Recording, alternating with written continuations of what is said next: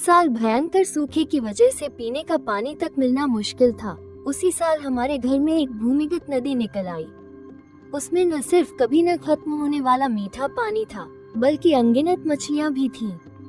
जहां दूसरे लोग किसी तरह पेट कसकर गुजारा कर रहे थे, वहीं हमारे घर में हर वक्त मांस मछली पकती थी, इतनी कि हम खा खा कर ऊब गए थे।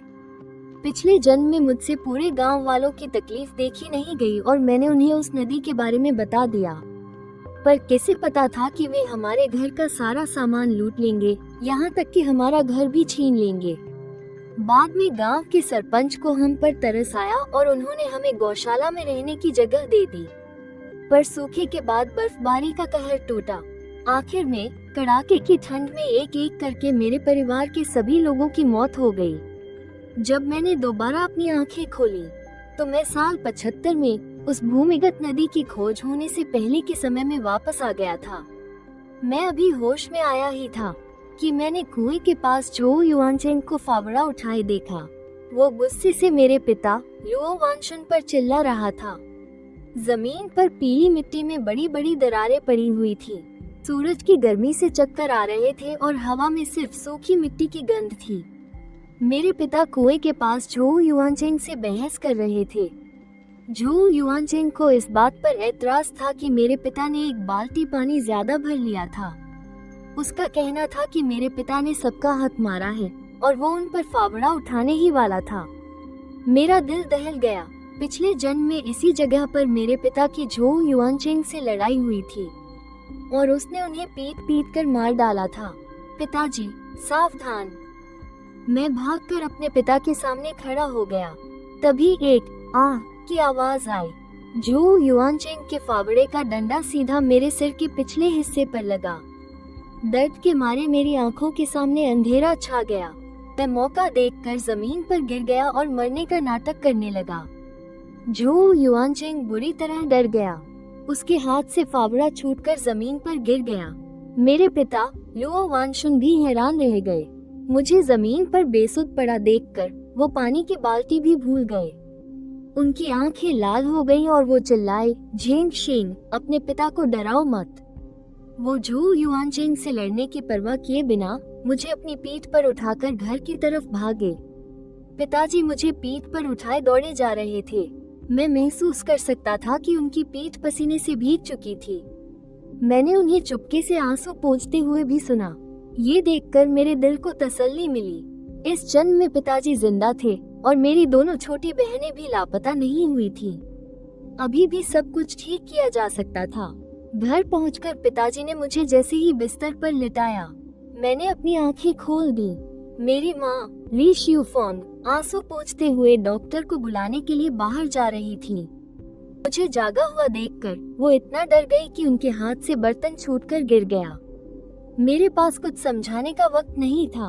मैंने अपने पिता का हाथ पकड़ा और अपनी माँ को भी खींचकर अंदर वाले कमरे में ले गया, फिर दरवाजा अंदर से बंद कर लिया। पिताजी, माँ, झो परिवार के लोगों से हम बाद में निपट लेंगे। अभी मेरे पास एक ऐसी चीज है जिससे हमारे पूरे परिवार की किस्मत बदल सकती है। मैं तुम्हें वो खजाना दिखाना चाहता हूँ। मैंने अपनी आवाज धीमी कर ली। मैंने तहखाने की तरफ इशारा किया। पिताजी, रोज कई मील दूर जाकर उस सूखी पड़ी नहर से पानी के लिए लड़ने से अच्छा है कि हम अपने घर में ही एक कुआं खोद ले। मैंने धीमी आवाज में उनसे कहा। मेरे माथे पर अभी भी खून से सनी सफेद पट्टी बंधी हुई थी। उसे देखकर डर लग रहा था। लुओ वानशुन दरवाजे की देहली पर बैठकर चिलम पी रहे थे। मेरी बात सुनकर उनके हाथ से चिलम लगभग गिर ही गई थी। उन्होंने सिर हिलाते हुए कहा, झेंग शेंग बेटा, लगता है चोट लगने से तुम्हारा दिमाग खराब हो गया है। इस सूखे में जमीन 3-3 इंच तक फट गई है। गांव के सारे पुराने कुएं भी सूख चुके हैं। हमारे घर में पानी कहां से निकलेगा? कुआं खोदने के लिए मिस्त्री को बुलाना पड़ेगा। ईंट पत्थर भी खरीदने पड़ेंगे। हमारे घर में तो पेट भर खाना तक नसीब नहीं हो रहा है। ये सब करने के लिए पैसे कहां से आएंगे? मैं बेचैनी से अपना पैर पटकने लगा। मैं उनके कान के पास जाकर फुसफुसाया, पिताजी, क्या आपको मुझ पर भरोसा है? मैंने कुछ दिन पहले तहखाने के पीछे देखा था। वहाँ की मिट्टी में बहुत नमी है। उसके नीचे यकीनन पानी का सोता है और ऐसा लगता है कि ये सूखा अभी और लंबा चलेगा और इंतजार किया तो गांव में लोग जरूर भूख से मर जाएंगे। हम ऐसे ही मरने का इंतजार नहीं कर सकते।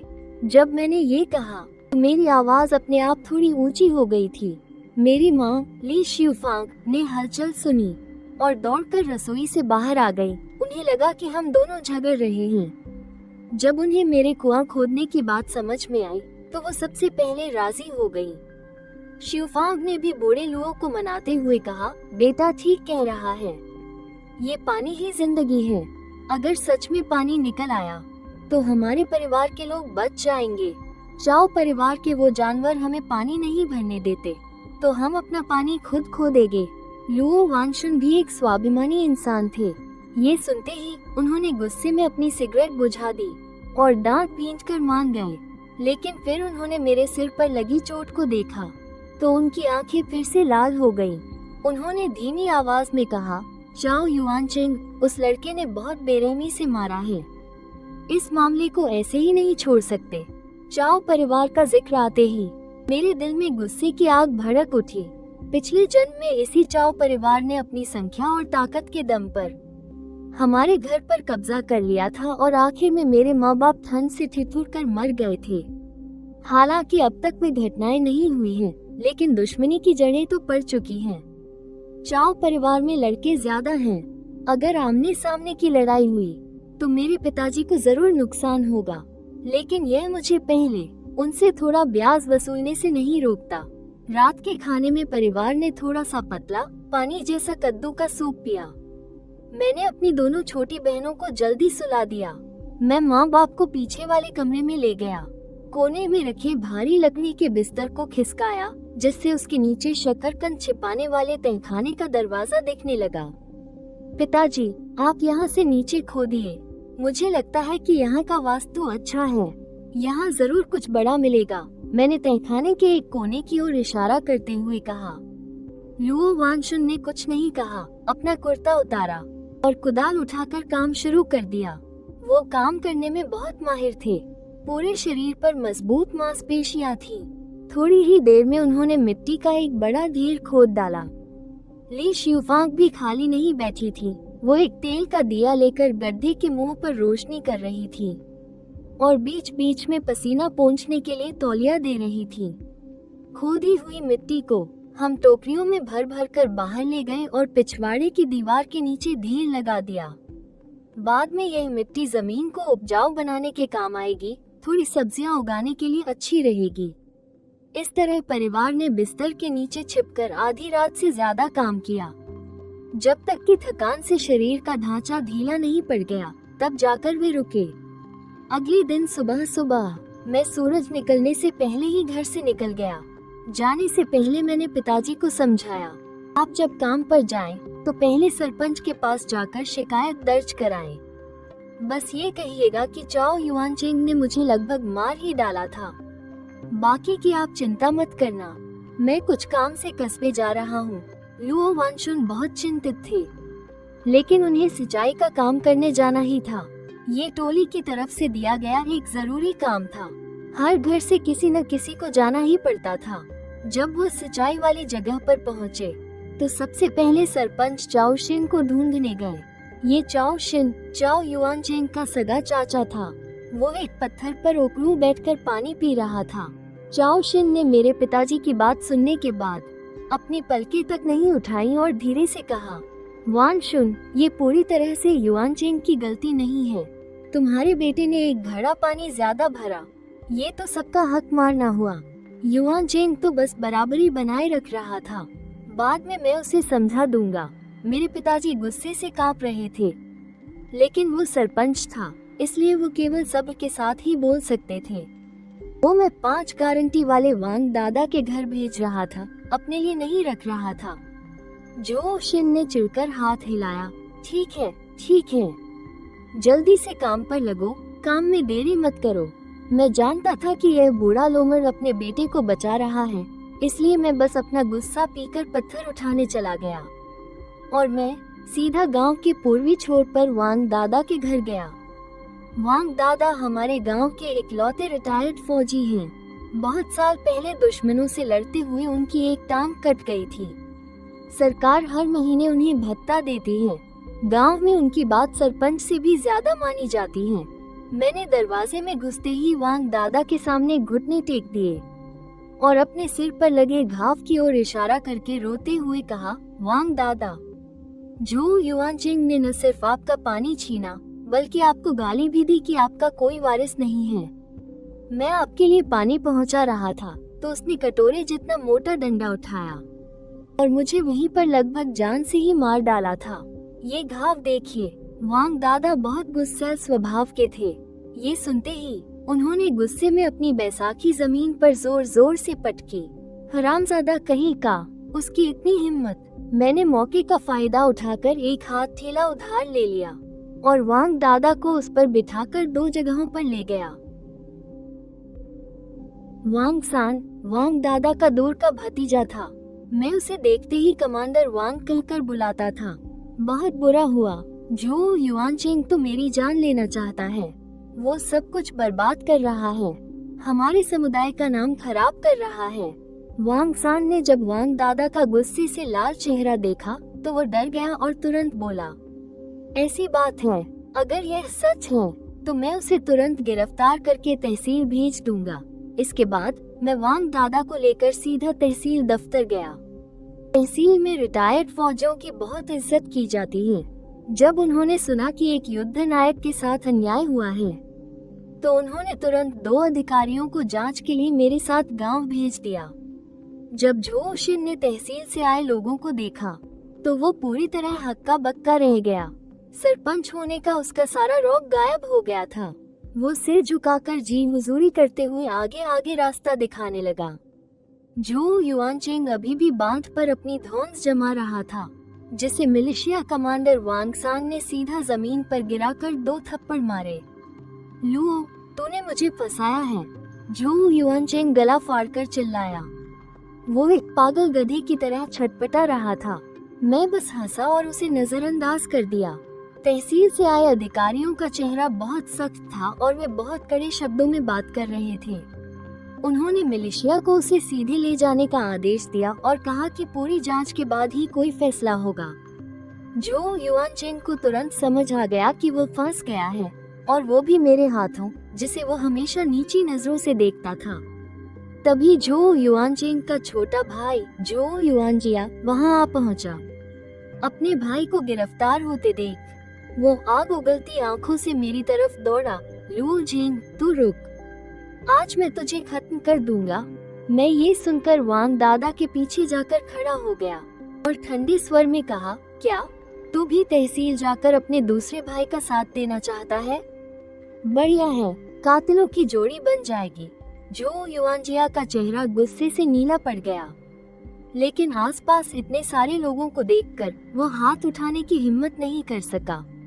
वो बस मुझे वहाँ से जाते हुए देखता रह गया। शाम को घर लौटने पर मैंने यह बात अपने माता पिता को बताई। मेरे पिता लुओ वानशुन इतने खुश हुए कि उनकी हंसी ही नहीं रुक रही थी। वो मेरी तारीफ करते रहे कि मैंने बहुत बड़ा काम किया है। इस खुशी में मेरी माँ ने पहली बार कद्दू के सूप में मुट्ठी भर कीमती सफेद चावल डाले। पूरे घर में खुशबू फैल गई। खाने के बाद मैंने अपनी छोटी बहन लुओ होंगमी को बाहर पहरा देने के लिए कहा। मैं अपने माता पिता को लेकर एक बार फिर बिस्तर के नीचे बने तहखाने में घुस गया। तीसरी रात को मेरे पिता ने जैसे ही फावड़ा जमीन में मारा, अचानक कट की आवाज आई। हमारे पैरों के नीचे की जमीन का एक हिस्सा धंस गया और वहां से अचानक ठंडी हवा का एक झोंका आया। मॉडल। उस हवा में एक जानी पहचानी नमी की महक थी, जिसे सूंघकर ही पूरे बदन में ताजगी आ गई। बाबा, खुल गया, जल्दी से मशाल लेकर आओ। मैं उत्साह से चिल्लाया। मेरे बाबा के हाथ कांप रहे थे। हमने 2 मशालें जलाई और सीढ़ी से नीचे उतर गए। यह नीचे तो एक बहुत बड़ी प्राकृतिक गुफा थी। छत पर अजीब अजीब तरह की चट्टानें लटक रही थी। वो चमचमा रही थी। अभी हम 2 कदम चले भी नहीं थे कि हमें कल कल करते पानी के बहने की आवाज सुनाई दी। एक चट्टान की दीवार के पीछे मुड़ते ही सामने का नजारा देखकर हम सब घरवाले दंग रह गए। वो लगभग 5-6 मीटर चौड़ी एक भूमिगत नदी थी। नदी का पानी इतना साफ था कि नीचे के कंकड़ पत्थर भी दिख रहे थे। मशाल की रोशनी में नदी की सतह पर अनगिनत मछलियों की वजह से छपाक छपाक हो रहा था। बाबा, वो कैटफिश देखो, मैंने नदी के किनारे उथले पानी की ओर इशारा करते हुए चिल्लाया। वो कैटफिश काली और मोटी हैं, बड़ी वाली तो कई किलो की होगी। वो सब किनारे पर जमा होकर मिट्टी में से पोषक तत्व खाने के लिए लड़ रही थी। मेरे बाबा लुओ वानशुन सीधे नदी के किनारे घुटनों पर बैठ गए और अंजलि में पानी भरकर पीने लगे। पीते पीते उनकी आंखों से आंसू बहने लगे। ये बहता हुआ पानी है, मीठा है, भगवान ने हमारी सुन ली, हमारा परिवार बच गया। ली शियुफांग तो और भी ज्यादा भावुक होकर आंसू पोंछने लगी। उन अनगिनत मछलियों को देखकर वो लगातार मुंह में भगवान का शुक्र है बुदबुदा रही थी। मैं जानता था कि यह सिर्फ जान बचाने वाला पानी नहीं है, बल्कि इस जमाने में सबसे कीमती चीज है। ये गुफा अंदर से बहुत बड़ी थी। हम आधी रात तक अंदर घूमते रहे। ये जगह बर्फ के तहखाने की तरह ठंडी थी और हवा में पूरी तरह से नमी की महक थी। बाहर की सूखी बंजर जमीन से ये बिल्कुल अलग दुनिया थी। जब तक कि मशालें बुझने वाली नहीं हो गई, हम बड़ी मुश्किल से वापस जमीन पर चढ़े और तहखाने का ढक्कन ठीक से बंद कर दिया। फिर लकड़ी के पलंग को वापस अपनी जगह पर रख दिया। माँ बाबा मिट्टी के तेल के लैंप के नीचे बैठे थे और उत्साह से उनकी सांसें तेज चल रही थी। ये बात पेट में ही दफन हो जानी चाहिए। किसी भी हाल में बाहर के लोगों को पता नहीं चलनी चाहिए। अगर यह बात बाहर फैल गई तो हमारा जीना मुश्किल हो जाएगा। लुओ वानशुन ने अपने चिलम का एक गहरा कश लिया, सिर हिलाया और कहा, मुझे पता है, दौलत का दिखावा नहीं करना चाहिए और पानी तो सोना है। कल मैं जाकर पिछवाड़े की दीवार को और ऊंचा कर दूंगा और दीवार के ऊपर कांच के टूटे हुए टुकड़े लगा दूंगा, ताकि झो परिवार वाले दीवार फांदकर अंदर न आ सके। ली शियुफांग ने भी कहा, मैं कल पिछले साल बचाकर रखे हुए पत्ता गोभी के बीज निकालूंगी। पानी है तो हम अपने पिछवाड़े में हरी सब्जियां उगा सकते हैं और कुछ मुर्गियां भी पाल लेंगे। अंडे भी तो पैसा ही है। उस रात पूरा परिवार सो नहीं पाया। अगले दिन जब माँ बाबा सिंचाई के काम पर गए तो उनकी आंखें लाल थीं, लेकिन उनमें बहुत जोश था। यहाँ तक कि लोगों को देखने के उनके अंदाज में भी एक आत्मविश्वास था। शाम को मैं चुपके से जल्दी घर लौट आया और एक पुराना मछली पकड़ने का जाल ढूंढ निकाला। जब अंधेरा होने लगा तो मैं और मेरे बाबा चुपके से गुफा में घुस गए। हैरानी की बात है कि गुफा में कुछ दरारें भी थीं, जिनसे हल्की रोशनी अंदर आ रही थी। उससे भूमिगत नदी की धुंधली सी आकृति दिखाई दे रही थी। हमने नदी के एक सक्रिय हिस्से में बड़े बड़े पत्थरों से एक बांध बना दिया और जाल बिछाने के लिए बस एक छोटी सी जगह छोड़ दी। फिर मेरे बाबा एक लकड़ी का डंडा लेकर पानी में जोर जोर से हलचल करने लगे ताकि मछलियां जाल की तरफ भागे। पानी में अचानक खलबली मच गई। मछलियों का झुंड लगातार जाल से टकरा रहा था। जोर इतना ज्यादा था कि मैं लगभग पानी में खींचा चला गया। जल्दी करो, जाल खींचो, जल्दी। मेरे बाबा का गला उत्साह से बैठ गया था। जब हमने जाल ऊपर खींचा और देखा तो जाल जिंदा उछलती हुई कैटफिश से भरा हुआ था और उसमें कई मोटी ताजी बड़ी बाम मछलियां भी थीं। उनमें जो सबसे बड़ी कैटफिश थी वो शायद 7-8 किलो की होगी। जमीन पर पड़ते ही मछलियां फड़फड़ाने लगी। सिर्फ एक ही जाल में इतनी सारी, कम से कम 50 टन वजन होगा। लुओ वानशुन इन मछलियों को देख रहा था। उसकी तो आंखें फटी की फटी रह गई। ये एक जाल की मछलियां तो हमारे परिवार के लिए आधे महीने तक काफी होंगी। मैंने उसे मछलियों को किनारे पर एक छोटे से कुदरती गड्ढे में डालने के लिए कहा। वो गड्ढा एक खुफिया नदी से जुड़ा हुआ था, इसलिए पानी ताजा था। मछलियां मरेगी नहीं। इस तरह हम उन्हें इकट्ठा कर सकते हैं। ज्यादा वक्त नहीं लगेगा और हमारे इस गड्ढे में हजारों जिन मछलियां जमा हो जाएंगी। जब माँ खेत का काम खत्म करके चुपके से अंदर आई तो उन्होंने उस गड्ढे में खचाखच भरी मछलियां देखी। उन्हें देखकर वो तो दंग रह गई। हे भगवान, ये तो जैसे कोई खजाना हाथ लग गया हो। गांव में आग जलाकर मछली पकाने की हिम्मत नहीं थी। डर था कि खुशबू बाहर फैल जाएगी और मुसीबत खड़ी हो जाएगी, इसलिए माँ घर से चुपके से एक छोटा पतीला, कटोरे और चॉपस्टिक ले आए। उन्होंने उस खुफिया नदी के ताजे पानी का इस्तेमाल किया। उन्होंने गुफा के अंदर ही एक स्टैंड लगाया और दूधिया सफेद कैटफिश सूप का एक पतीला तैयार किया। उसमें कोई खास मसाले नहीं डाले, बस एक मुट्ठी मोटा नमक छिड़क दिया। लेकिन उसकी खुशबू इतनी ताजी और जायकेदार थी कि आंखों में आंसू आ जाएं। इस सूखे के साल में जब हर कोई कीचड़ वाला पानी पी रहा था, हम तीनों का परिवार उस जमीन के नीचे बनी गुफा में एक साथ बैठकर गर्मागर्म और स्वादिष्ट मछली का सूप पी रहा था और उस नरम और ताजी मछली का गोश्त खा रहे थे। उसका जायका इतना कमाल का था कि सबकी आंखों में खुशी के आंसू आ गए। बहुत स्वादिष्ट है, सच में बहुत स्वादिष्ट है, माँ सूप पीते पीते कह रही थी। बाद में मैं होंगी और बाकियों के लिए एक और पतीला बनाऊंगी। महक थोड़ी कम हो जाने दूंगी, फिर ऊपर ले जाऊंगी। किसी बाहरी आदमी को इसकी जरा भी भनक नहीं लगनी चाहिए। मैं उस काले कलूटे नदी के पानी को देख रहा था और मन ही मन सोच रहा था कि झो परिवार से अपना कर्ज कैसे वसूल किया जाए। थोड़ी देर में हम इन मछलियों को ठीक से रख देंगे और आज रात मैं तुम्हें एक अच्छी जगह ले जाऊंगा। ये कहते कहते मैंने कमरे में बिछी चादर को लपेटना शुरू कर दिया, जिससे नीचे का भारी दरवाजा दिखने लगा। लुओ वानशुन बिस्तर के पास उकड़ू बैठकर बीड़ी पी रहे थे। मेरी बात सुनकर उनका हाथ कांप गया। उन्हें ये भी पता नहीं चला कि बीड़ी की राख उनके पैर पर गिर गई है। शेन, क्या हम सच में आज रात जा रहे हैं? बाहर गश्ती दल बहुत सख्ती से जांच कर रहा है।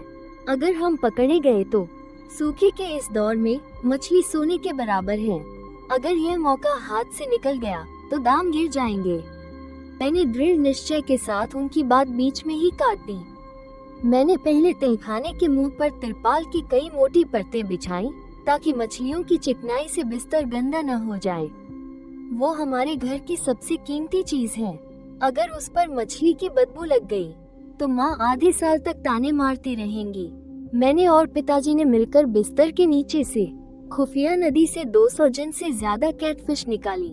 ये मछलियाँ बहुत बड़ी थीं। वे बोरियों के अंदर जोर जोर से उछल रही थी, जिससे जमीन पर फड़फड़ाने की आवाज आ रही थी। हमें उन भारी बोरियों को खींचकर बाहर निकालने में बहुत मशक्कत करनी पड़ी। तहखाने के तंग मुंह से ऊपर लाने में लुओ वानशुन ने अपनी कमर कस ली और पिछवाड़े में खड़ी उस पुरानी टूटी फूटी एक पहिए वाली ठेला गाड़ी पर मछलियाँ चढ़ाने में मेरी मदद की। ठेला गाड़ी पर पहले पुआल की एक मोटी परत बिछाई गई, फिर उसके ऊपर मछलियों को रखा गया। फिर उन्हें एक पुरानी काली रजाई से ढक दिया गया और आखिर में ऊपर सूखी लकड़ियों के कुछ गट्ठर रख दिए। बाहर से देखने पर ये बस सूखी लकड़ियों से लदी एक मामूली ठेला गाड़ी लग रही थी। चलिए पिताजी, हम छोटे रास्ते से चलते हैं। मैं आगे से रस्सी खींच रहा था और पिताजी पीछे से ठेला गाड़ी को धकेल रहे थे। हम बाप बेटे अंधेरे में ही गांव से निकल पड़े। सूखे की वजह से रास्ते में झींगुरों के चहकने की भी आवाज नहीं थी। बस ठेला गाड़ी के पहिए की चरमुराने की आवाज रात के सन्नाटे में कानों को चुभ रही थी। रास्ते में हम 2 गश्ती दलों से बचकर निकले और आधी रात के 1 बजे तक शहर के बाहरी इलाके में कबाड़खाने के गोदाम तक पहुंच गए। ये जगह सुनसान थी। चारों तरफ जंग लगे लोहे के कबाड़ के ढेर थे। हवा में सीलन और जंग की मिली जुली गंध थी। मैंने अपनी जेब से एक आधा मुड़ा हुआ सिकुड़ा हुआ पुराना अखबार निकाला और लकड़ी के एक दरवाजे पर 3 लंबी और 2 छोटी दस्तकें दी। चरमुराने की आवाज के साथ दरवाजा थोड़ा सा खुला और एक पुराने पुआल के हैट पहने हुए आदमी ने अपना सिर बाहर निकाला। वो लाओ वांग था। शहर की बड़ी फैक्ट्री की कैंटीन में जब भी किसी चीज की कमी होती तो वे उसी के पास आते थे। लाओ वांग ने मेरे हाथ से अखबार का आधा टुकड़ा लिया और अपने पास वाले टुकड़े से उसका मिलान किया। तब जाकर उसने राहत की सांस ली और धीमी आवाज में कहा, इतनी देर कैसे हो गई? सामान कहाँ है? मैंने ठेले पर से पुरानी रजाई हटाई। अंदर ताजगी से चमकती कैटफिश दिखाई दी। लाओ वांग की आंखें फटी की फटी रह गई। उसने हाथ बढ़ाकर लगभग 10 पाउंड वजन की एक मछली उठाई। वो चिकनी मछली उसके हाथ में छटपटा रही थी। वाह, इस जमाने में तुम्हें इतनी सारी मोटी कैटफिश कहाँ से मिल गई? वो हैरान होते हुए बोला और साथ ही हमें जल्दी से गोदाम के अंदर चलने का इशारा किया। योजनाबद्ध अर्थव्यवस्था के उस दौर में निजी तौर पर खरीद बिक्री करना सट्टेबाजी और मुनाफाखोरी माना जाता था। सबने अपने चेहरे ढके हुए थे, सिर्फ आंखें ही दिखाई दे रही थीं। 50 पैसे प्रति पाउंड, कोई मोल भाव नहीं। मैंने सीधे सीधे बात की। लुओ वानशुन बगल में खड़ा ये सुनकर घबरा गया। उस समय सुअर का मांस भी सिर्फ 70-80 पैसे का था। मछली 50 पैसे में बेचना तो आसमान छूने वाली कीमत थी। लेकिन लाओ वांग जरा भी नहीं हिचकिचाया। ठीक है, मुझे इन मछलियों की सख्त जरूरत है, मैं सारी ले लूंगा। आखिर में हिसाब लगाने पर लगभग 200 पाउंड मछली हुई। लाओ वांग ने मुझे सीधे 100 रुपये से ज्यादा दिए। पैसों के अलावा मेरी नजर उसके गोदाम में रखे उस कीमती सामान पर भी थी। मुझे सूती कपड़ा चाहिए, मोटे वाले कपड़े के 2 थान और 50 पाउंड सफेद आटे की एक बोरी भी, और मुझे औद्योगिक कूपन की एक गड्डी भी दो। लाओ वांग ने फुर्ती से रद्दी अखबारों के ढेर के पीछे से सामान निकाला। ये सारा सामान उसने अलग अलग जगहों से बड़ी मुश्किल से इकट्ठा किया था। पिताजी उस सफेद चमकदार आटे को देख रहे थे। उनकी नजरें उससे हट ही नहीं रही थी और हाथ लगातार कांप रहे थे। सौदा पूरा होने के बाद मैंने पैसे पिताजी को थमा दिए। उन्होंने जल्दी से उन्हें अपनी कमरबंद की गुप्त जेब में सिलना शुरू कर दिया। उन्हें डर था कि कहीं ये पैसे पंख लगाकर उड़ न जाएं। वापसी के रास्ते में हालांकि ठेला भारी सामान से लदा हुआ था, लेकिन पिताजी के कदम जाते समय से कहीं ज्यादा हल्के थे। सुबह के धुंधलके में हम आखिरकार घर पहुँचे। ली शियुफांग पूरी रात नहीं सोई थी। वो दहलीज पर बैठी आंसू बहा रही थी। हमें वापस आते देख उसने जल्दी से दरवाजा कसकर बंद कर लिया। वापस आ गए? रास्ते में कोई मुसीबत तो नहीं हुई? लुओ वानशुन का चेहरा खुशी से लाल हो गया था।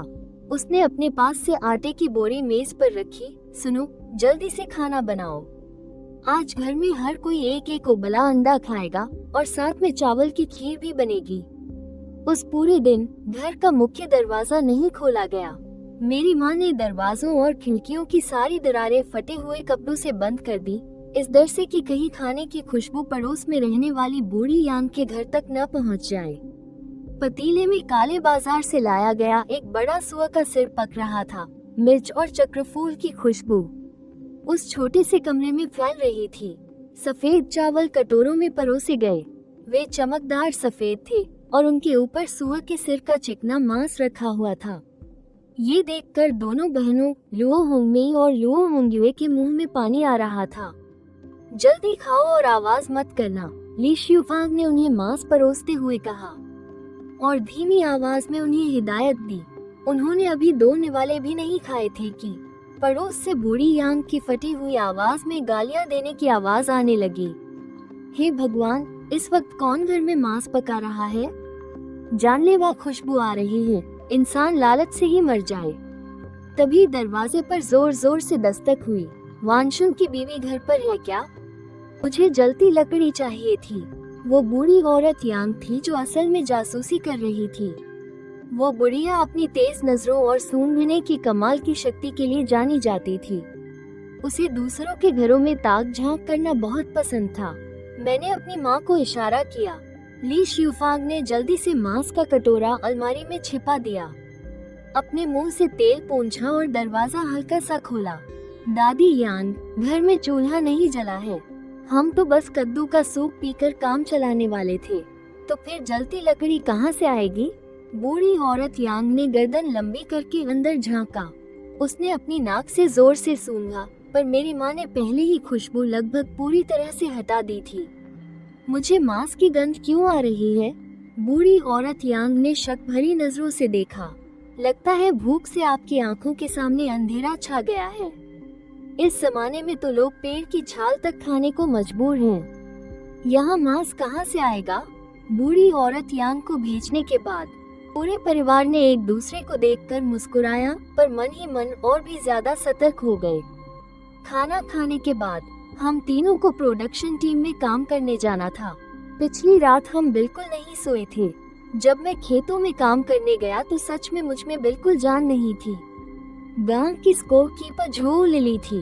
वो झो शिन की सगी बहन है। अपने सरनेम झो का फायदा उठाकर वो गांव में बहुत घमंड दिखाती है। जब काम खत्म हुआ, मैंने स्कोर बुक पर एक नजर डाली और तुरंत गुस्सा हो गया। झो लिली, एक जैसा काम करने के लिए दूसरों को 10 पॉइंट और मुझे सिर्फ 8 पॉइंट क्यों दिए? झो लिली ने उसे तिरछी नजर से देखा। तुम कल रात क्या कर रहे थे? दिन भर सुस्त पड़े थे। साफ पता चल रहा है कि तुम कामचोरी कर रहे थे। तुम्हें 8 पॉइंट दिए, यही बहुत है। अगर तुम्हें पसंद नहीं है तो जाकर मेरी शिकायत कर दो।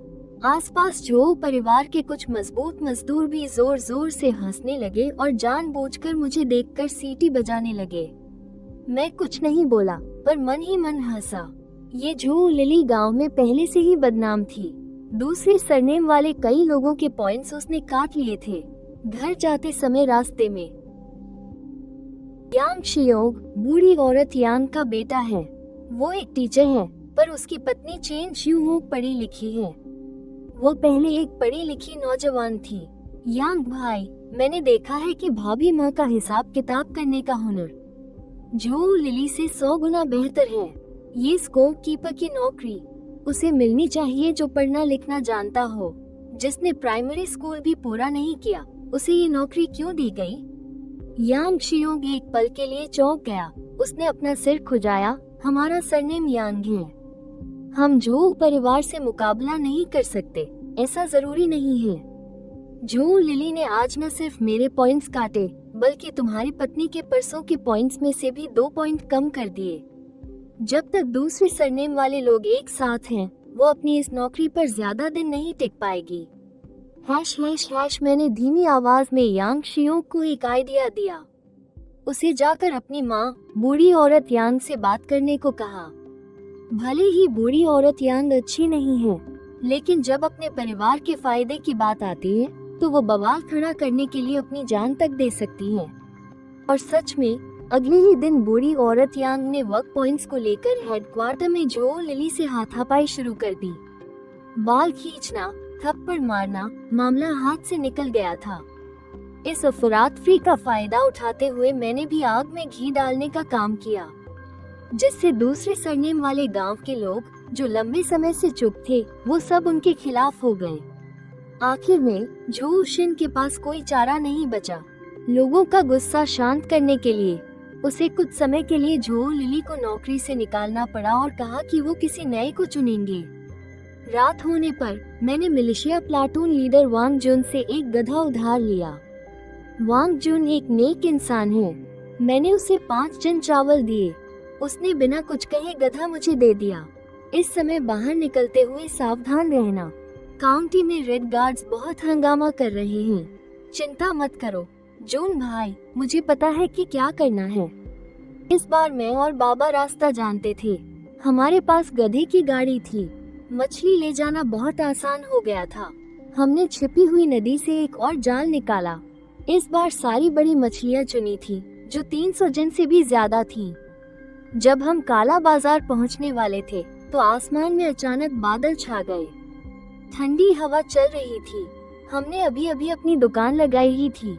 वो लाल स्कार्फ वाली लड़की फिर से आ गई। वो सच में बहुत आकर्षक थी। उसकी वो बादामी आंखें अंधेरी रात में चमक रही थी, जैसे कुछ कहना चाहती हूँ। मालिक, मुझे 2 सबसे बड़ी मछलियाँ दे दो। मेरे दादाजी बीमार हैं। वो ताज़ा सूप पीना चाहते हैं। उसकी आवाज़ साफ और प्यारी थी। उसकी आवाज़ में एक बेचैनी थी। मैंने ज्यादा बकवास नहीं की। मैंने उसके लिए 2 सबसे मोटी कैटफिश चुनी, जिनका वजन 30 टन से भी ज्यादा था। ये लो, इन मछलियों में जान है। इन्हें खाने से सेहत जरूर अच्छी हो जाएगी। मैंने मजाक किया। उस लड़की ने मुझे देखा। उसकी आंखों में एक मुस्कान की झलक थी। उसने मुझे धन्यवाद दिया और कहा, मेरा नाम लिन रुलान है। अगर अगली बार भी इतनी अच्छी मछलियाँ हों, तो मेरे लिए बचा कर रखना। मैंने उसे एक लंबे दुबले आदमी के पीछे कबाड़ के ढेर के पीछे गायब होते देखा। मेरे दिल में एक अजीब सा एहसास हुआ। इस बार की सारी मछलियाँ बिक गईं। पैसों की थैली काफी भारी हो गई थी। जाने से पहले मैंने कबाड़ खाने के एक कोने में देखा। एक बूढ़ी औरत बांस की टोकरी के पास बैठी आंसू पोंछ रही थी। टोकरी छोटे छोटे रोएदार चूजों से भरी थी। वे चहचहा रहे थे। बुजुर्ग महिला, ये चूजे कैसे बेच रही है? 3 माओ का एक। बेटा, मैं तुमसे विनती करती हूँ, कुछ खरीद लो। घर में सच में अनाज नहीं है। मुझे उस पर तरस आ गया। उसके हाथों की दरारें बहुत गहरी और डरावनी थी, तो मैंने बस एक झटके में फैसला कर लिया, मैं सारी ले लूंगा। 25 हैं। ये लीजिए 7 युआन और 5 चियो। बाकी पैसे रखने की जरूरत नहीं है। बूढ़ी औरत इतनी आभारी थी कि वो लगभग मेरे सामने घुटने टेकने वाली थी। शहर वापस जाते समय गधे की गाड़ी पर 200 जिन अनाज और 25 चूजे लदे हुए थे। साथ में बहुत सारा सूती कपड़ा और तेल, नमक, सोया सॉस और सिरका भी था। लुओ वानशुन गधा हाँक रहा था और साथ ही मुझे डांट भी रहा था, तुम बच्चे का दिल बहुत नर्म है। इस जमाने में हम अपना ही ख्याल नहीं रख पा रहे हैं और तुमने इतने सारे चूजे खरीद लिए। बाद में इन्हें खिलाने में कितना अनाज लगेगा? मैं मुस्कुराया और कोई जवाब नहीं दिया। सिर्फ मैं जानता था कि ये सूखा भले ही कुछ समय और रहेगा, लेकिन मेरी जमीन के नीचे की छिपी हुई नदी में बहुत पानी है। पिछवाड़े में जल्द ही सब्जियां उगने लगेंगी।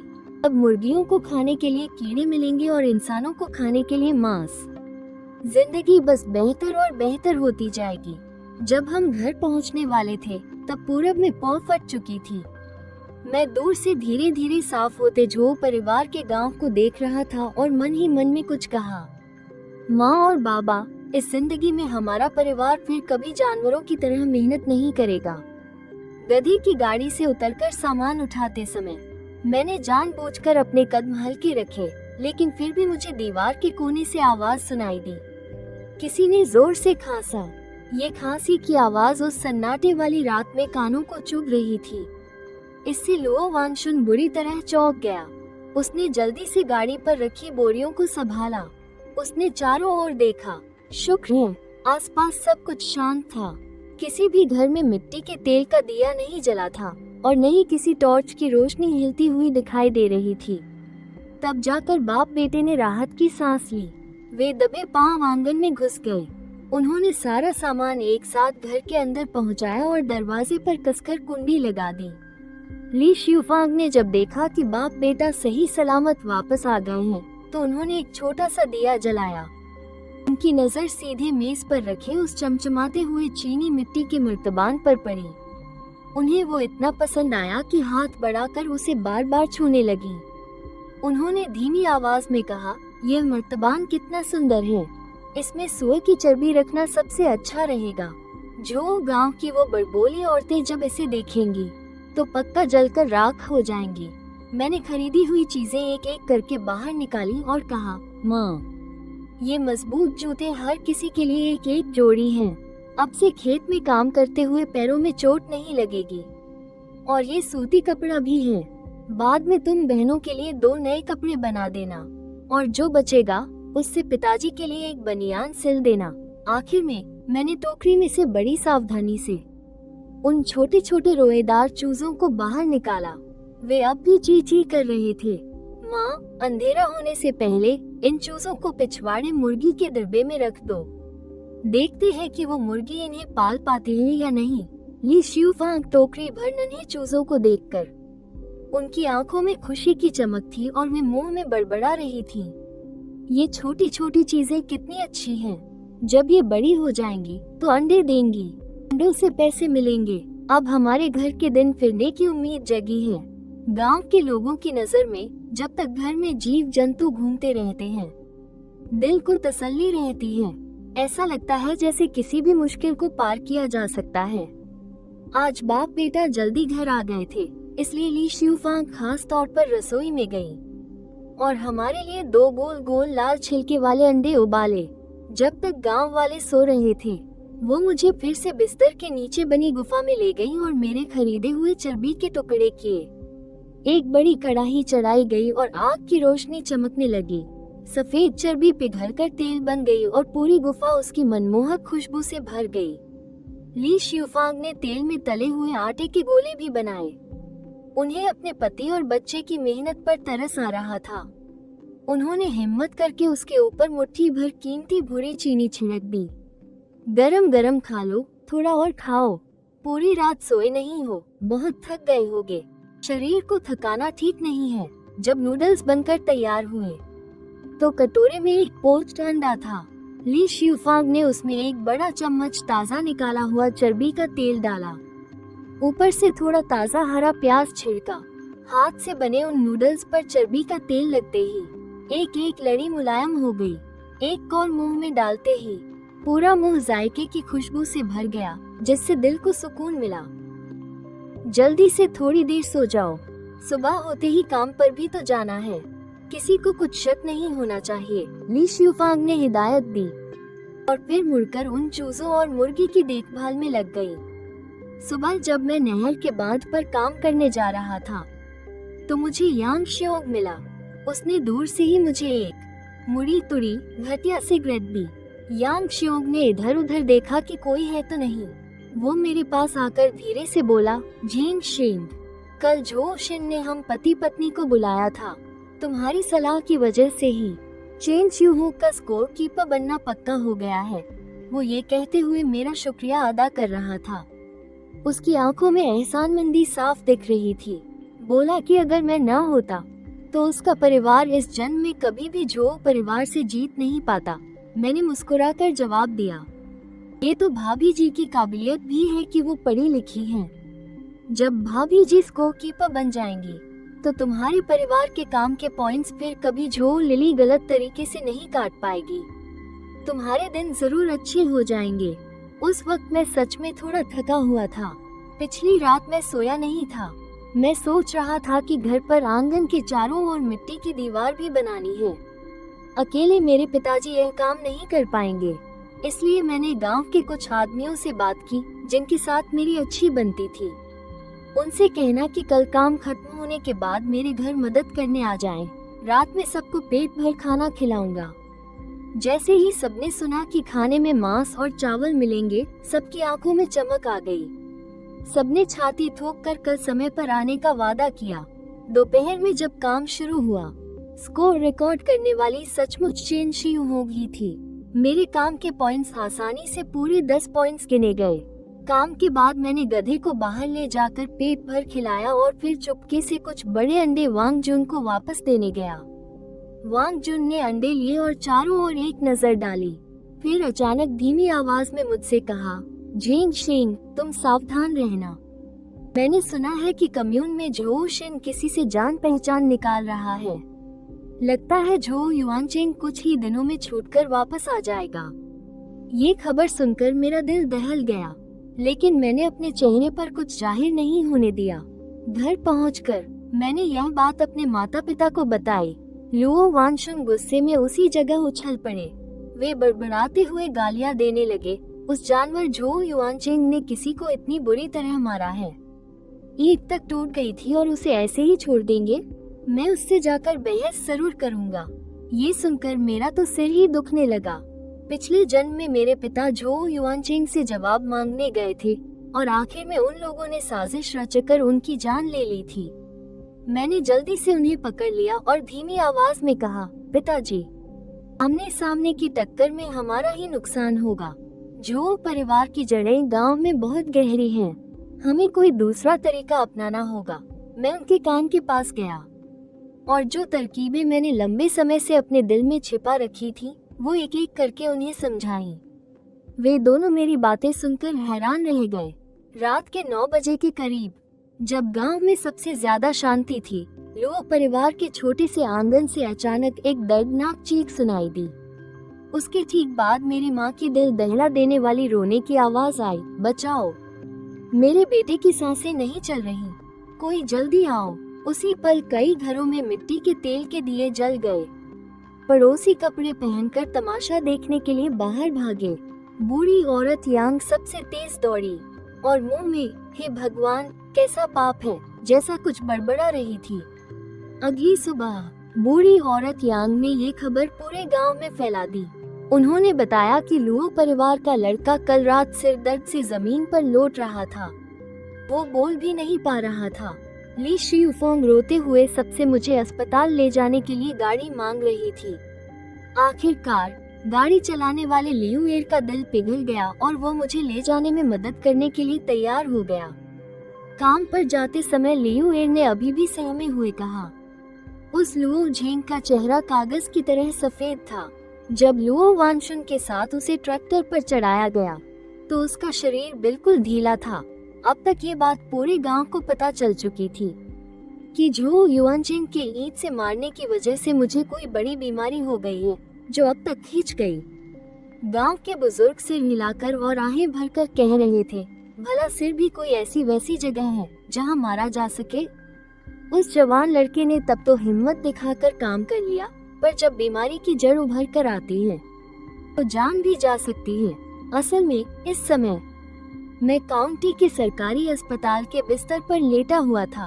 मेरी नाक में कीटाणुनाशक की तीखी गंध भरी हुई थी। जब मेरी माँ ली शियुफोंग ट्रैक्टर चलाने वाले को पैसे दे रही थी तो उसके हाथ कांप रहे थे। पैसे देते हुए उसे बहुत दुख हो रहा था, लेकिन उसे मेरे साथ नाटक भी करना था। वो पैसे देते हुए आंसू पोंछ रही थी। डॉक्टर ने मुझे अपना सिर पकड़े हुए लगातार कराहते देखा। उन्होंने बताया कि कुछ दिन पहले मुझे जोर से ईंट से मारा गया था। ये सुनकर डॉक्टर तुरंत गंभीर हो गया। उसने फौरन कई तरह की जांच करवाने के लिए कहा। उस जमाने के डॉक्टर भी बहुत भोले होते थे। मेरी इतनी बुरी हालत देखकर और ऊपर से मेरे पिताजी को बगल में रोनी सूरत बनाकर यह कहते हुए सुनकर कि हमारा परिवार गरीब है, हम इसे और बर्दाश्त नहीं कर सकते थे, इसीलिए आए हैं। डॉक्टर ने सीधे मेडिकल रिपोर्ट में लिख दिया, गंभीर कंकशन का संदेह, खोपड़ी के अंदरूनी हिस्से में चोट की जांच होनी है। मेरे पिता ने मेरे निर्देशों के अनुसार उन सभी कागजात को, जिन पर बड़ी लाल सरकारी मुहर लगी थी, मैंने जांच की रिपोर्ट और सारी रसीदें अपने सीने में छिपा ली। यही हमारे परिवार का तावीज है। मैं अस्पताल में भर्ती हो गया। पिताजी ने डॉक्टर के सामने जोर से चिल्लाकर कहा, डॉक्टर साहब, सबसे अच्छी दवा का इस्तेमाल करना, चाहे घर बार बेचना पड़ जाए, पर बच्चे को ठीक करना ही है। अस्पताल में भर्ती हुए इन 2 दिनों में इंजेक्शन भी लगे और दवाइयाँ भी खानी पड़ी। फीस की पर्चियां एक के बाद एक आती रही। जब मेरे माँ बाप ने देखा कि कमरे में कोई नहीं है तो वे फौरन गांव के कम्यून में हंगामा करने चले गए, खासकर उस हवालात के पास जहां झो युआनचेंग को बंद किया गया था। ली शियुफोंग कम्यून के बड़े दरवाजे पर बैठकर अपनी जांघें पीट पीट कर रो रही थी और चिल्ला रही थी कि झो युआनचेंग ने किसी को मार डाला है, हत्यारे को अपनी जान देकर कीमत चुकानी होगी। उसने कहा कि मुझे जिला अस्पताल में बचाने की कोशिश की जा रही है। 2 दिन में ही 200 युआन से ज्यादा खर्च हो गए। ये रकम सुनकर कम्यून के कर्मचारी भी सन रह गए। सन 1975 में 200 युआन ये कई परिवारों की 10 साल की जमा पूंजी थी। यह एक पक्की कर्मचारी की पूरे साल की तनख्वाह थी। कम्यून ने तो पहले 2 दिन बाद झो युआनचेंग को छोड़ने का मन बना लिया था, लेकिन अब सारी हवा बदल गई। कोई भी इस उत्पादन शक्ति की हत्या की जिम्मेदारी लेने की हिम्मत नहीं कर रहा था। जब झो शिन को गांव के कम्यून में बुलाया गया तो उसका चेहरा डरावना और उतरा हुआ था। वो जिला अस्पताल की बड़ी लाल मुहर लगी रसीदों और जांच रिपोर्टों को देख रहा था। काफी देर तक उसके मुंह से एक शब्द नहीं निकला। झो परिवार ने आधी रात तक इस बारे में बात की। आखिरकार उन्होंने पहले प्यार से और फिर जरूरत पड़ने पर जबरदस्ती से काम लेने का फैसला किया। चाहे कितना भी बड़ा नुकसान क्यों न हो, उन्हें यह मामला निपटाना ही था। वे नहीं चाहते थे कि लुओ जिया सच में इस मामले को अदालत तक ले जाए। उस रात झो शिन ने गंभीर चेहरे के साथ अपने बड़े भाई झो चेंग से कहा, भाई, कम्यून के सेक्रेटरी ने खुद कहा है, अगर लुओ जिया अपनी बात से नहीं मुकरा तो युआनचेंग को सजा हो जाएगी। हो सकता है उसे जंगल के किसी श्रम शिविर में भी भेज दिया जाए। झो चेंग, जो ग्रुप का लीडर था, अपनी इज्जत को सबसे ज्यादा अहमियत देता था। ये सुनकर कि परिवार में कोई सुधार शिविर जाने वाला है, उसने गुस्से में अपनी चिलम मेज पर इतनी जोर से मारी कि सब दहल गए। अगर उसे जेल हो गई तो भविष्य में हमारा झो जिया गांव कम्यून में कैसे सिर उठाकर जी पाएगा। क्या हमें अपने पुरखों की इज्जत का कोई ख्याल नहीं है? झो चेंग भी दिल ही दिल में अच्छी तरह जानता था। उसने झो शिन को पानी छीनने में मदद करने के लिए ही हाथ उठाया था। ये पैसा सिर्फ उसके परिवार को अकेले नहीं देना चाहिए। अगले दिन झो शिन मुंह लटकाए झो चेंग के साथ थोड़ी मिठाई लेकर अस्पताल के कमरे में आया। मैं आंखें बंद करके बेहोश होने का नाटक कर रहा था। लुओ वानशुन बिस्तर के सामने मुझे बचाने के लिए खड़ा था। वो जान देने के लिए तैयार लग रहा था। भाई लुओ, युआन चिंग जवान है और जोश में होश खो बैठा। देखो ये बात कितनी बढ़ गई है। हम सब एक ही गांव के हैं। झू शिन ने जबरदस्ती मुस्कुराने की कोशिश की। मैंने धीरे धीरे अपनी आंखें खोली। मैंने तकिए के नीचे से बड़ी लाल मोहर लगी गंभीर चोट की जांच रिपोर्ट निकाली। मैंने उसे ठंडी नजरों से देखा। सेक्रेटरी झो, डॉक्टर ने कहा है ये चोट शायद जिंदगी भर ठीक नहीं होगी। मैं बस ये पूछना चाहता हूँ कि एक युद्ध नायक के वारिस की हत्या करने और उत्पादन शक्ति को नुकसान पहुँचाने की हमारे गांव में कितने साल की सजा होती है? मैंने जानबूझकर युद्ध नायक शब्दों पर बहुत जोर दिया। ये रिश्ता मैंने अभी अभी अंकल हुआंग से बातचीत करके बनाया था। झू चेंग का चेहरा थोड़ा खींच गया। वो जानता था कि एक बार यह राजनीतिक दाग लग गया तो पूरा झू खानदान 10 साल तक सिर नहीं उठा पाएगा। वो अचानक मुड़ा और झू शिन पर गुस्से से चिल्लाया, देखो तुमने कैसी अच्छी औलाद पैदा की है। जल्दी से लुओ परिवार से माफी मांगो। आखिरकार खानदान के मुखिया झो चेंग के दबाव में झो शिन को मजबूरन अपने सीने से नोटों की एक मोटी गड्डी निकालनी पड़ी। पूरे 400 युआन का हर्जाना। सिर्फ इतना ही नहीं, मैंने झो शिन को उसी वक्त ये गारंटी देने पर मजबूर किया कि भविष्य में झो परिवार काम के पॉइंट और पानी के मामलों में लुओ परिवार को कभी परेशान नहीं करेगा। मैंने उसकी आग उगलती आंखों की परवाह किए बिना सीधे वे 400 युआन अपने सीने से लगा लिए। मैं 2 दिन और अस्पताल में रहा। अस्पताल वाले सच में कोई बीमारी नहीं ढूंढ पाए तो उन्होंने मुझे छुट्टी लेने के लिए कहा। उस समय तक इलाज का खर्च 300 युआन हो चुका था। ये सब उन 400 युआन में से दिया गया था जो झो परिवार ने हमें हर्जाने के तौर पर दिए थे। झो परिवार ने सुना कि उन्होंने न सिर्फ पैसे दिए बल्कि हमारे परिवार ने बड़े अस्पताल में सच में इतना खर्च कर दिया। ये सुनकर झो युआन चेंग की मां गुस्से से बेहोश हो गई। 1975 में 400 युआन बहुत बड़ी रकम होती थी। वो झो परिवार की जमा पूंजी थी।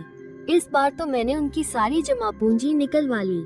झो परिवार को लगा कि लुओ परिवार उन्हें ठग रहा है, लेकिन हमारे पास बड़े अस्पताल की रसीदें और डायग्नोसिस रिपोर्ट थी। आम लोगों के लिए ये बहुत भरोसेमंद चीज थी। सब लोग मान रहे थे कि हमारा परिवार सही है। आखिरकार ये किसी की जान का सवाल था। ये पैसे झो परिवार को देने ही पड़े। यह मामला कम्यून के सेक्रेटरी तक पहुंच गया था। झो शिन ने बहुत भाग दौड़ की लेकिन कोई फायदा नहीं हुआ। उसे अपनी किस्मत को कोसने के अलावा और कोई चारा नहीं था। घर वापस आने के बाद मैंने 3-4 किलो की एक कैटफिश का इंतजाम किया और उसे एक बोरी में डाल लिया। जब मैं वांग जुन के घर पहुंचा तो वांग जुन कैटफिश देखकर हैरान रह गया। उस जमाने में यह मछली बहुत कीमती मानी जाती थी। मैंने झूठ कहा कि पिछली बार जब मैं शहर गया था तो मैंने किसी को जिंदा कैटफिश बेचते हुए देखा था। उसके लिए टिकट की जरूरत नहीं थी और महंगी भी नहीं थी, इसलिए मैंने कुछ खरीदकर घर पर पाल ली। मैं एक उसे चखने के लिए ले आया।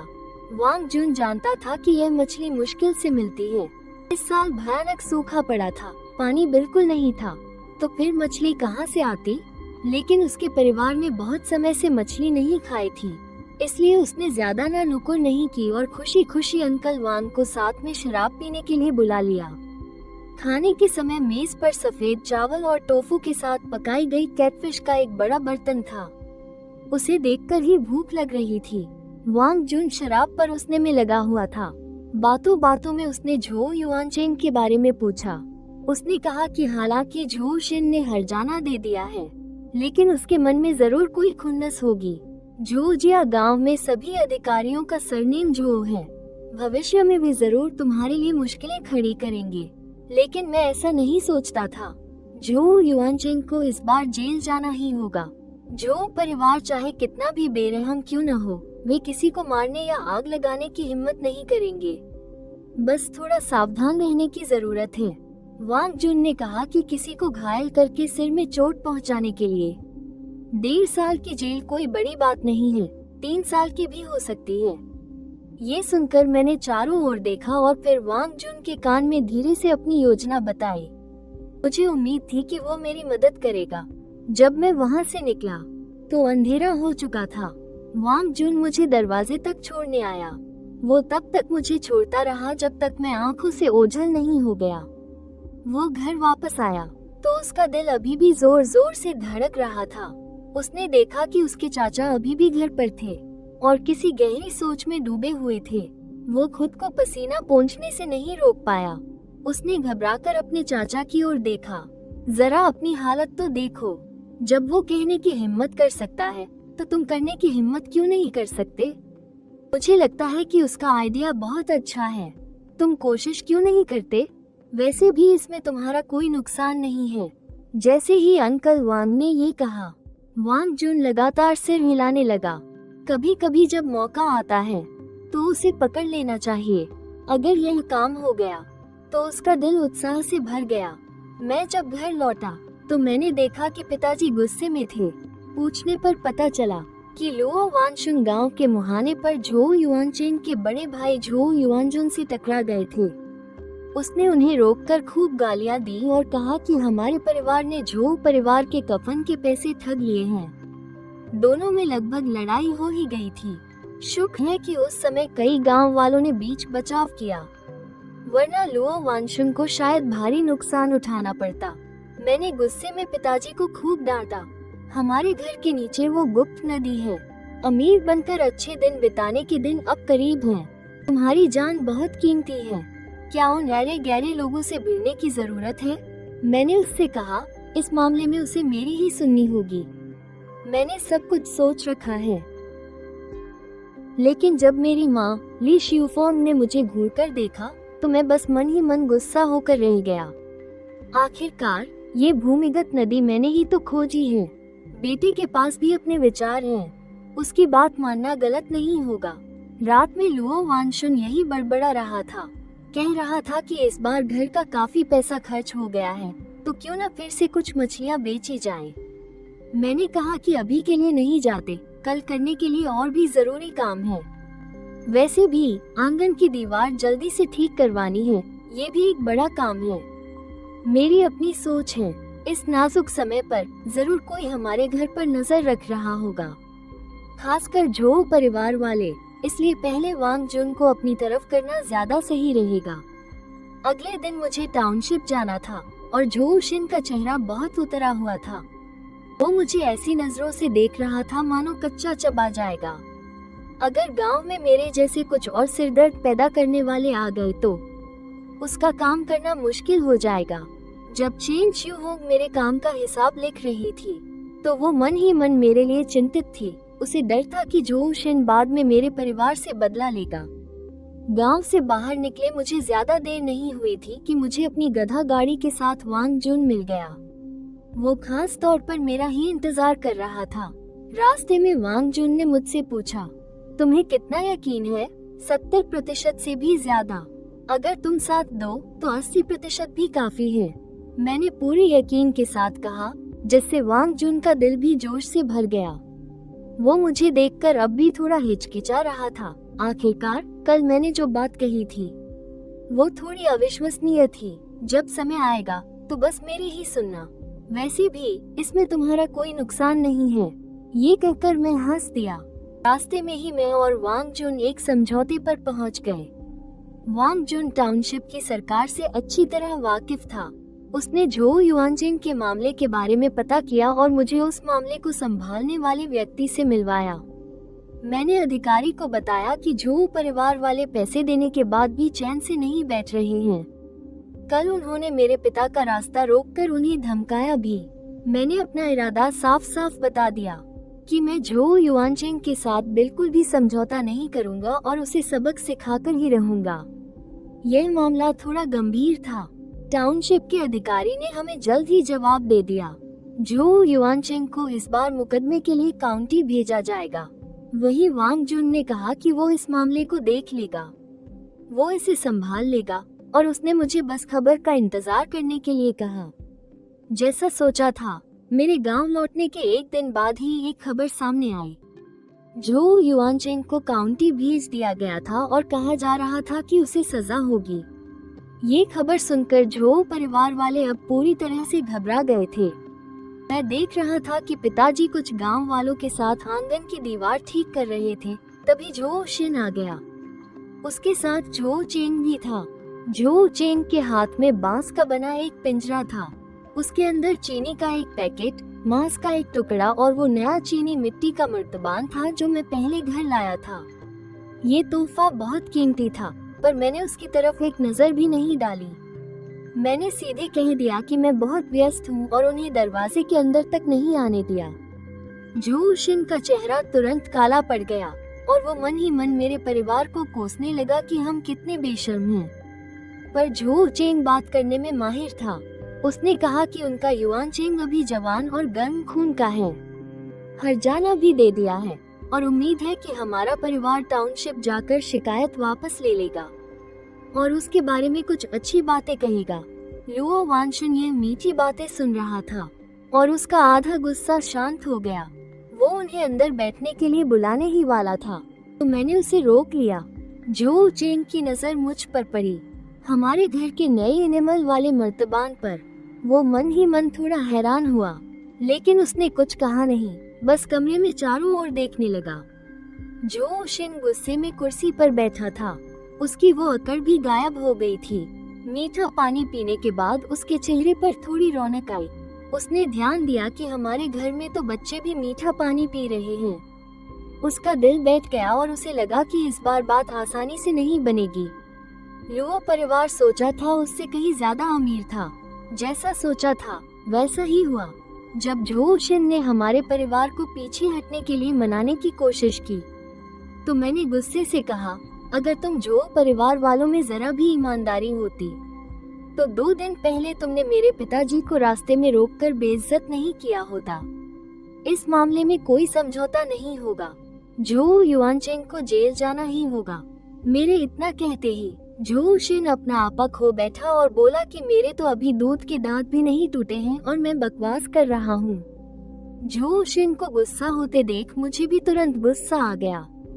झो शिन, तुम्हें क्या लगता है कि तुम और कितने दिन इस गांव के मुखिया बने रहोगे? क्या तुमने इस गांव को अपना घर समझ रखा है? मेरे ये कहते ही झो शिन का चेहरा उतर गया। लुओ वानशुन भी चौंक गया। उसने कभी नहीं सोचा था कि मुझ में सीधे मुखिया से भिड़ने की हिम्मत होगी। झो चेंग ने जब देखा कि मामला बिगड़ रहा है, तो वो झो शिन को खींचकर ले गया। जाते जाते मैंने उनका सामान भी वापस थमा दिया। शराफ त्रास नहीं आती तुम्हें, देख लूंगा तुम्हें, झो शिन बहुत ऊंची आवाज में बोल रहा था। बाहर काम करने वाले लोगों ने भी उसकी आवाज सुन ली थी। सब लोग समझाने लगे, मुखिया से दुश्मनी मोल लेकर अच्छा नहीं किया। आखिर इस गांव में झो परिवार का ही राज चलता है। माँ, तुम चिंता मत करो, बस रात का खाना अच्छे से तैयार करो, कहीं गांव वाले बातें न बनाएं। इस समय काम करने वालों को खाना खिलाने के कुछ नियम थे। चावल में कोई और अनाज नहीं मिलाया जा सकता था और सब्जियों में तेल ज्यादा होना चाहिए, वरना नाम खराब हो जाता। ली शिफांग ने 6 तरह के पकवान बनाए थे, मिर्च और अंडे की भुजिया, मूली और सुअर के मांस का स्टू और साथ में टोफू और कैटफिश की एक पतीली। जैसे ही यह खाना मेज पर रखा गया, काम करने वालों के मुंह में पानी आ गया। तुम लोगों का दिल तो बहुत बड़ा है, इस जमाने में मछली कहाँ से मिली? यांग शियोंग बहुत फुर्ती से काम करता था। वो भी इतनी बड़ी मछली देखकर बहुत हैरान था। ली शिफांग ने पहले से सोची हुई बात दोहरा दी कि वो इसे शहर से खरीद कर लाई थी और पाल रही थी, तो किसी ने भी आगे शक नहीं किया। खाना खाने के बाद ल्यू छियांग का बेटा ल्यू ये कहने आया कि वो चाहता है कि ली शिफांग कुछ दिनों बाद आकर उसके घर पर खाना बनाने में मदद करे, क्योंकि उसके घर पर शादी की रस्में होने वाली थी। ली शिफांग ने तुरंत हाँ कर दी। सब लोगों ने कुछ दिनों तक कड़ी मेहनत की। और हमारे घर के आंगन की दीवार बन गई। वो पूरी 2 मीटर ऊंची थी। लुओ वांगशुन अंकल वांग के घर से बहुत सारे कैक्टस के पौधे ले आया और उन्हें दीवार के ऊपर लगा दिया। इस तरह कोई भी दीवार फांदकर अंदर आने की हिम्मत नहीं करेगा। मेरे दिल को भी एक तरह की सुरक्षा महसूस हुई, लेकिन जो शिन इस बात से खुश नहीं था। वो हमेशा मुझे नीचा दिखाने की फिराक में रहता था। कई दिनों से बारिश नहीं हुई थी और गांव के कुएं सूख गए थे। झू शिन ने पंचायत में ऐलान किया कि सबसे खतरनाक काम मुझसे करवाया जाएगा। डायनामाइट का इस्तेमाल करके पहाड़ की खाई में पत्थर तोड़कर पानी निकालना। इस काम में जान जाने का भी खतरा था। झू शिन साफ साफ बदला लेना चाहता था। अगर तुम नहीं जाओगे तो इस साल के काम के अंक और अनाज के बारे में भूल जाओ, झू शिन ने गुस्से से धमकाया। मैं बिना घबराए खड़ा हुआ और सुझाव दिया, जब पहाड़ की खाई में पानी है तो इसका मतलब है कि जमीन के नीचे पानी का स्रोत काफी है। क्यों न हम गांव में ही कुआं खोदें? ये पहाड़ तोड़ने से ज्यादा सुरक्षित है। वांग जुन सबसे पहले मेरे समर्थन में खड़ा हुआ। चेन शिहोंग ने भी उसकी हाँ में हाँ मिलाई। यहाँ तक कि पार्टी सचिव झो जिए ने भी सिर हिलाकर कहा कि मुझे कोशिश करने दी जा सकती है। झू शिन के पास कोई चारा नहीं था। उसने मुझे 15 दिन का समय दिया। कहा गया कि अगर पानी नहीं मिला तो पहाड़ को धमाके से उड़ाना पड़ेगा। अगले कुछ दिनों तक मैं अपने पिताजी और वांग जून को लेकर गांव में घूमता रहा। मैंने जानबूझकर घर के पास वाला एक बेकार कुआं चुना और उसे और गहरा खोदने का फैसला किया। झू शिन कोई गड़बड़ न कर दे, इसलिए जब मैं कुएं में उतरता था तो ऊपर मेरे पिताजी ही पहरा देते थे। लगातार 1-2 दिन खोदने के बाद कुएं का तला अभी भी सूखा था।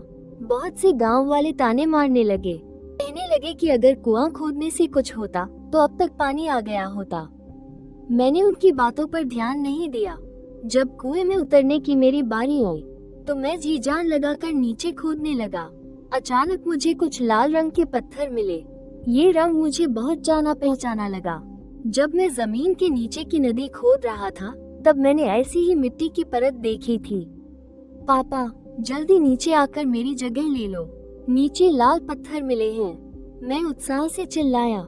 ये सुनकर लुओ वांगशुन में जोश भर गया। बाप बेटे ने बारी बारी से पूरे दिन खुदाई की। शाम के समय कुएं के नीचे से अचानक लुओ वांगशुन की खुशी भरी आवाज आई, पानी आ गया, पानी आ गया। इस एक आवाज ने वहां खड़े सभी गांव वालों को जोश से भर दिया। सब पागलों की तरह कुएं की तरफ दौड़ पड़े। लुओ वांगशुन को सबने बीच में घेर लिया और एक हीरो की तरह ऊपर लाया गया। कोई पानी ला रहा था तो कोई पंखा झल रहा था। उन्हें इतनी इज्जत पहले कभी नहीं मिली थी। मैं भी पास खड़ा मुस्कुराते हुए देख रहा था। इस बार झो शिन की सारी चालें पूरी तरह से नाकाम हो गईं। सारे गांव वाले मशाले जलाकर आधी रात तक पहरा देते रहे। पानी 1 मीटर से ज्यादा गहरा हो गया था। ये जान बचाने वाला पानी था। वांग जून बहुत खुश हुआ और हमें यानी बाप बेटे को शराब पिलाने की जिद करने लगा। दावत के लिए मैं अंडे और घर की बनी शराब लेकर गया। वांग के परिवार ने एक मुर्गा काटा था, साथ में मसालेदार सूखा मांस भी बनाया था। थोड़ी शराब पीते हुए और मजेदार चिकन खाते हुए बहुत मजा आ रहा था। वांग जून मेरी काबिलियत की तारीफ करता रहा और फिर धीरे से पूछा कि आगे क्या करना है। वो अब मेरा बहुत सम्मान करने लगा था और बस यही सोच रहा था कि झो शिन को सरपंच के पद से कैसे हटाया जाए। वांग जून भाई, ये तो कुछ भी नहीं है। मेरी बात सुनो, बस थोड़ी आग और लगानी है और यह सरपंच की कुर्सी तुम्हारी हो जाएगी। मैंने वांग जून की तरफ देखकर मुस्कुराते हुए कहा। साथ में खाना खा रहे लुओ वांगशुन ये सुनकर चौंक गए। उन्हें लगा कि मेरी हिम्मत कुछ ज्यादा ही बढ़ गई है। झू शिन कई सालों से सरपंच था। झूजिया गांव के उस इलाके में उसकी बात किसी शाही फरमान से कम नहीं थी। किसने सोचा होगा कि एक नौजवान उसे इस हालत में पहुंचा देगा। अब जब गांव के कुएं में पानी आ गया था तो मेरे पिताजी लुओ वांगशुन और वांग जून हीरो बन गए थे, जबकि झो शिन की इज्जत मिट्टी में मिल गई थी।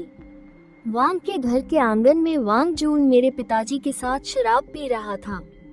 मेज पर नमकीन बत्तख के अंडों की एक प्लेट और तली हुई मूंगफली का एक कटोरा रखा था। वांग ताओ भी पास आकर बैठ गए और कहने लगे कि इस कुएं के बनने से अब झोजिया गांव के दिन सुधर जाएंगे। सुना है शहर में पानी के पाइप होते हैं, एक बटन घुमाओ और पानी अपने आप आ जाता है। पता नहीं इस जिंदगी में वो नजारा देखने को मिलेगा भी या नहीं। वांग ताओ ने भावुक होकर कहा। लुओ वानशुन ने भी उनकी हाँ में हाँ मिलाई। जिले के शहर में जाना कितना अच्छा है, वहाँ सब कुछ बिकता है। बहुत सी चीजें तो मैंने अपनी जिंदगी में कभी देखी भी नहीं। असल में वो सोच रहे थे कि जिले के शहर में जाकर मछली बेचकर पैसे कमा सकते हैं। ये काम गांव में खेती बाड़ी करने से कहीं बेहतर है। ये शराब का दौर रात के 7 बजे से भी ज्यादा देर तक चला। जब वे जाने लगे तो वांग जून उन्हें दूर तक छोड़ने आया। वापसी के रास्ते में लुओ वानशुन लगातार बड़बड़ाते रहे। झेंग शेंग, तुम और वांग जून वहाँ क्या खुसर पुसर कर रहे हो? मुझे उसकी आंखों में कुछ गड़बड़ लग रही है। मैंने धीमी आवाज में कहा। हम लोग झोउ शिन को उसकी कुर्सी से हटाने की योजना बना रहे हैं। यह आदमी ठीक नहीं है। अगर वो गांव का मुखिया बना तो गांव वाले देर सबेर मारे जाएंगे। मुझे लगता है वांग जून इस काम के लिए बिल्कुल सही है। उसे आगे करना ठीक रहेगा। लुओ वानशुन ये सुनकर चौंक गए। ऐसी बातें यूं ही मत कहो। और क्या तुम ये कर पाओगे? मैं कर पाऊंगा या नहीं पिताजी, आप बस देखते जाइए। मैंने देखा कि उन्हें यकीन नहीं हो रहा है तो मैं बस हंस दिया। वैसे भी हमारे घर की चारदीवारी तो बन ही गई है। आंगन में बात करना और काम करना अब सुरक्षित है। उस समय झोउ शिन के घर की बत्तियां अभी भी जल रही थी। झोउ चेंग अपने बड़े भाई के घर बैठकर शराब पी रहा था, लेकिन माहौल बहुत तनावपूर्ण था। बड़े भाई, वो 400 युआन गए तो गए, लेकिन अगर युआन चेंग को सच में जेल हो गई तो हम झोउ परिवार वालों की जिंदगी बर्बाद हो जाएगी। झोउ शिन ने एक गहरी सांस ली। झोउ चेंग को भी मन ही मन पछतावा हो रहा था। उसका बेटा झोउ युआन चेंग बहुत ज्यादा जज्बाती हो गया था और उसे रंगे हाथों पकड़ लिया गया था। उसने झोउ शिन को समझाया, तुम्हें हमारे परिवार को इस मुसीबत से निकालना ही होगा, चाहे पैसे का इस्तेमाल करो या अपनी ताकत का।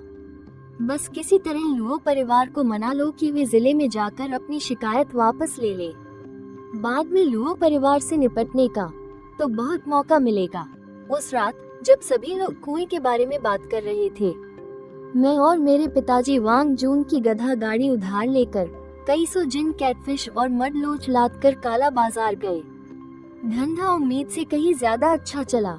यहाँ तक कि अक्सर मछली खरीदने वाली लिन रुलान ने भी पहले से ही ऑर्डर दे दिया था। लेकिन जब मैं अनाज खरीद कर वापस आ रहा था तो एक अंधेरी गली से गुजरा। अचानक मैंने एक बड़े काले कुत्ते को मुंह में एक लपेटा हुआ कंबल दबाए भागते देखा। मैं उसे भगाने के लिए दौड़ा और एक बच्चे को बचाया जिसका चेहरा नीला पड़ गया था। लिन रुलान ने ही उस बच्चे को अस्पताल पहुंचाने में मेरी मदद की। डॉक्टर ने कहा कि इस बच्चे की किस्मत अच्छी है, अगर आधा घंटा और देर हो जाती तो वो ठंड से मर जाती। मुझे उस बच्ची पर तरस आ रहा था और मैंने सोचा कि अब हमारे घर के हालात भी बेहतर हो गए हैं, इसलिए मैंने उसे गांव वापस लाकर पालने का फैसला किया।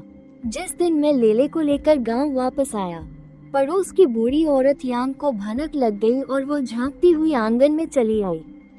उसकी नजर सीधे मेरी गोद में मौजूद छोटी बच्ची पर पड़ी। झेंग शेंग, यह नाजायज औलाद कहाँ से ले आए? बिना किसी पहचान के इसे घर लाने की हिम्मत भी कैसे हुई तुम्हारी? बूढ़ी औरत यांग की कर्कश आवाज पूरे आंगन में गूंज उठी। मेरी माँ ली शियुफांग कुछ कह पाती उससे पहले ही बूढ़ी औरत यांग ने अपनी उम्र का फायदा उठाते हुए लेले का कंबल हटा दिया, जैसे कुछ नया देखना चाहती हो। उसी समय लेले पैर चला रही थी और उसकी कमर पर लाल और बैंगनी रंग का हथेली के आकार का जन्म निशान दिखाई दे गया। बूढ़ी औरत यांग के चेहरे का मांस जोर से कांप उठा। वो ऐसे लग रही थी जैसे उसने कोई भूत देख लिया हो। वो उस जन्म निशान की ओर इशारा करते हुए कांपने लगी। ये हाथ का निशान, ये हथेली का निशान, हे मेरे भगवान! मैं भी चौंक गया। दादी यांग, आपको क्या हुआ? बूढ़ी औरत यांग 3 कदम पीछे हट गई और धड़ाम से जमीन पर बैठ गई। वो बड़बड़ाने लगी, ये तो पाप है। 20 साल पहले जब झू शिन का पहला बच्चा मरा था तो उसके शरीर पर भी हूबहू ऐसा ही हाथ का निशान था। कहते हैं कि वो निशान झू परिवार के उस मरे हुए पूर्वज ने खुद अपने हाथों से लगाया था, एक श्राप की तरह। ये बच्ची तो झू परिवार की है। मेरा दिल दहल गया। मैंने अपनी गोद में लेटी लेले को देखा और मुझे अपनी पिछली जिंदगी का गांव का वो सालों से दबा हुआ बेतुका राज याद आ गया। मैंने लेले की पीठ पर कमर के पास हाथ फेरा। इस बच्ची की त्वचा बहुत मुलायम थी, लेकिन उसकी कमर के पिछले हिस्से पर एक नाखून के आकार का काले बैंगनी रंग का जन्म निशान था। उस जन्म निशान का आकार बहुत अजीब था। ध्यान से देखने पर वो एक छोटी सी हथेली जैसा लगता था। गांव के बुजुर्ग अक्सर कहते हैं, ऐसे निशान के साथ पैदा होने वाले बच्चों के साथ पिछले जन्म में कोई अन्याय हुआ होता है। उन्हें यमराज ने एक थप्पड़ मारकर धरती पर भेज दिया था। पता नहीं ये अफवाह सच है या झूठ। मुझे तो बस यही लगता है कि ये बच्ची बहुत बदकिस्मत है। मैं लेले को घर ले आई। ये खबर कुछ ही देर में पूरे गांव में फैल गई। बहुत से लोग जिनके पास कोई काम धंधा नहीं था, तमाशा देखने मेरे घर आ गए। मैंने भी कुछ छिपाया नहीं, साफ साफ बता दिया कि मैं उसे एक बड़े काले कुत्ते के मुंह से बचाकर लाई हूँ। मैंने ये भी कह दिया कि अगर किसी को इस बच्ची के माँ बाप के बारे में पता हो तो मुझे खबर कर दे। पर मेरी बात खत्म होते ही दरवाजे के बाहर से एक ताना मारने वाली आवाज आई, तुम्हारा झेंग शेंग क्या मार खाकर उसका दिमाग खराब हो गया है? ऐसी बोझ को क्यों उठा कर ले आया? मुझे तो लगता है ये बच्ची न जाने किसकी नाजायज औलाद है। तभी तो उसे कुत्तों को खिलाने के लिए बंजर जमीन में फेंक दिया। ये बात पड़ोस की बूढ़ी यांग ने कही थी। वो दीवार का सहारा लेकर खड़ी थी और उसकी तिरछी आंखों में नफरत साफ झलक रही थी। ये सुनते ही मेरी माँ ली शियुफांग के चेहरे की मुस्कान पल भर में गायब हो गई। उन्होंने लेले को और कसकर पकड़ लिया। यांग ताई, तुम्हारे मुंह से कभी कुछ अच्छा क्यों नहीं निकलता? अगर ये लड़कियां न होती जिन्हें तुम बोझ कह रही हो, तो क्या तुम्हारे बेटे पोते पत्थर से पैदा हुए थे? हमारे घर एक और सदस्य का आना खुशी की बात है। आपको इसकी चिंता करने की जरूरत नहीं है। मेरी माँ वैसे तो बहुत शांत स्वभाव की है, पर उन्हें लड़कों को लड़कियों से बेहतर समझने वाली सोच बिल्कुल पसंद नहीं। वो अपनी दोनों बेटियों को अपनी जान से भी ज्यादा प्यार करती थी। अब जब उन्होंने बूढ़ी यांग को उस नई जिंदगी के बारे में इतनी बुरी बातें कहते सुना, तो उन्होंने भी उसका कोई लिहाज नहीं किया।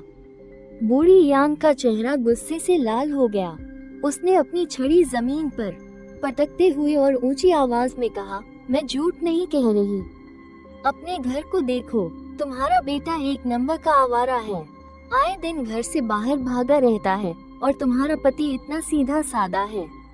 तुम्हारे अपने घर में खाने के लाले पड़े हैं और ऊपर से एक और बोझ पाल लिया। बड़ी होकर इसकी शादी में दहेज भी देना पड़ेगा। ये बोझ नहीं तो और क्या है? बूढ़ी यांग इन दिनों वैसे भी बहुत गुस्से में थी। उसकी बहू चेन शियुहोंग अभी अभी मुंशी बनी थी। आजकल वो काम और हिसाब किताब में व्यस्त रहती थी, इसलिए उसके पास घर पर सास का गुस्सा सहने का समय नहीं था और उससे झगड़ा करने वाला भी कोई नहीं था। तो जैसे ही उसने मेरी माँ को बहस करते देखा, उसका झगड़ा करने का मन कर गया। पर मैं भी कोई कच्ची गोलियां नहीं खेली थी। मैं सीधी घर से बाहर निकली और ठंडी आवाज में कहा, यांग दादी, हम उसे पाल पाए या नहीं, हम अपने घर का अनाज खाते हैं, अपने कुएं का पानी पीते हैं। आपके किचन में जाकर आपका बर्तन तो नहीं उठाया। अगर आपके पास बहुत ज्यादा फुर्सत है तो घर जाकर देखिए कि आपके यहाँ कितने शकरकंद बचे हैं। यहाँ आकर हमें परेशान मत कीजिए। मेरी बात सुनकर बूढ़ी यांग का मुंह बन गया।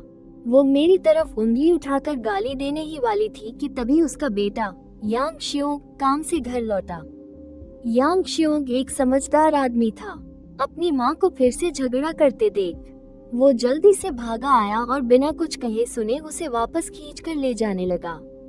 चेन शियुहोंग भी शर्मिंदा होकर पीछे पीछे आई और लुओ परिवार से बार बार माफी मांगने लगी। चेन शियुहोंग एक अच्छी औरत है। वो पढ़ी लिखी थी, वो साक्षर थी और समझदार भी। वो मेरी माँ के पास गई। कपड़ों में लिपटी लेले को देखकर उसकी आंखों में एक कोमलता दिखाई दी। आप मेरी सास के गुस्से को तो जानती ही हैं। उनकी बातों का बुरा मत मानिएगा। आजकल मुझे दूध भी ठीक से हो रहा है।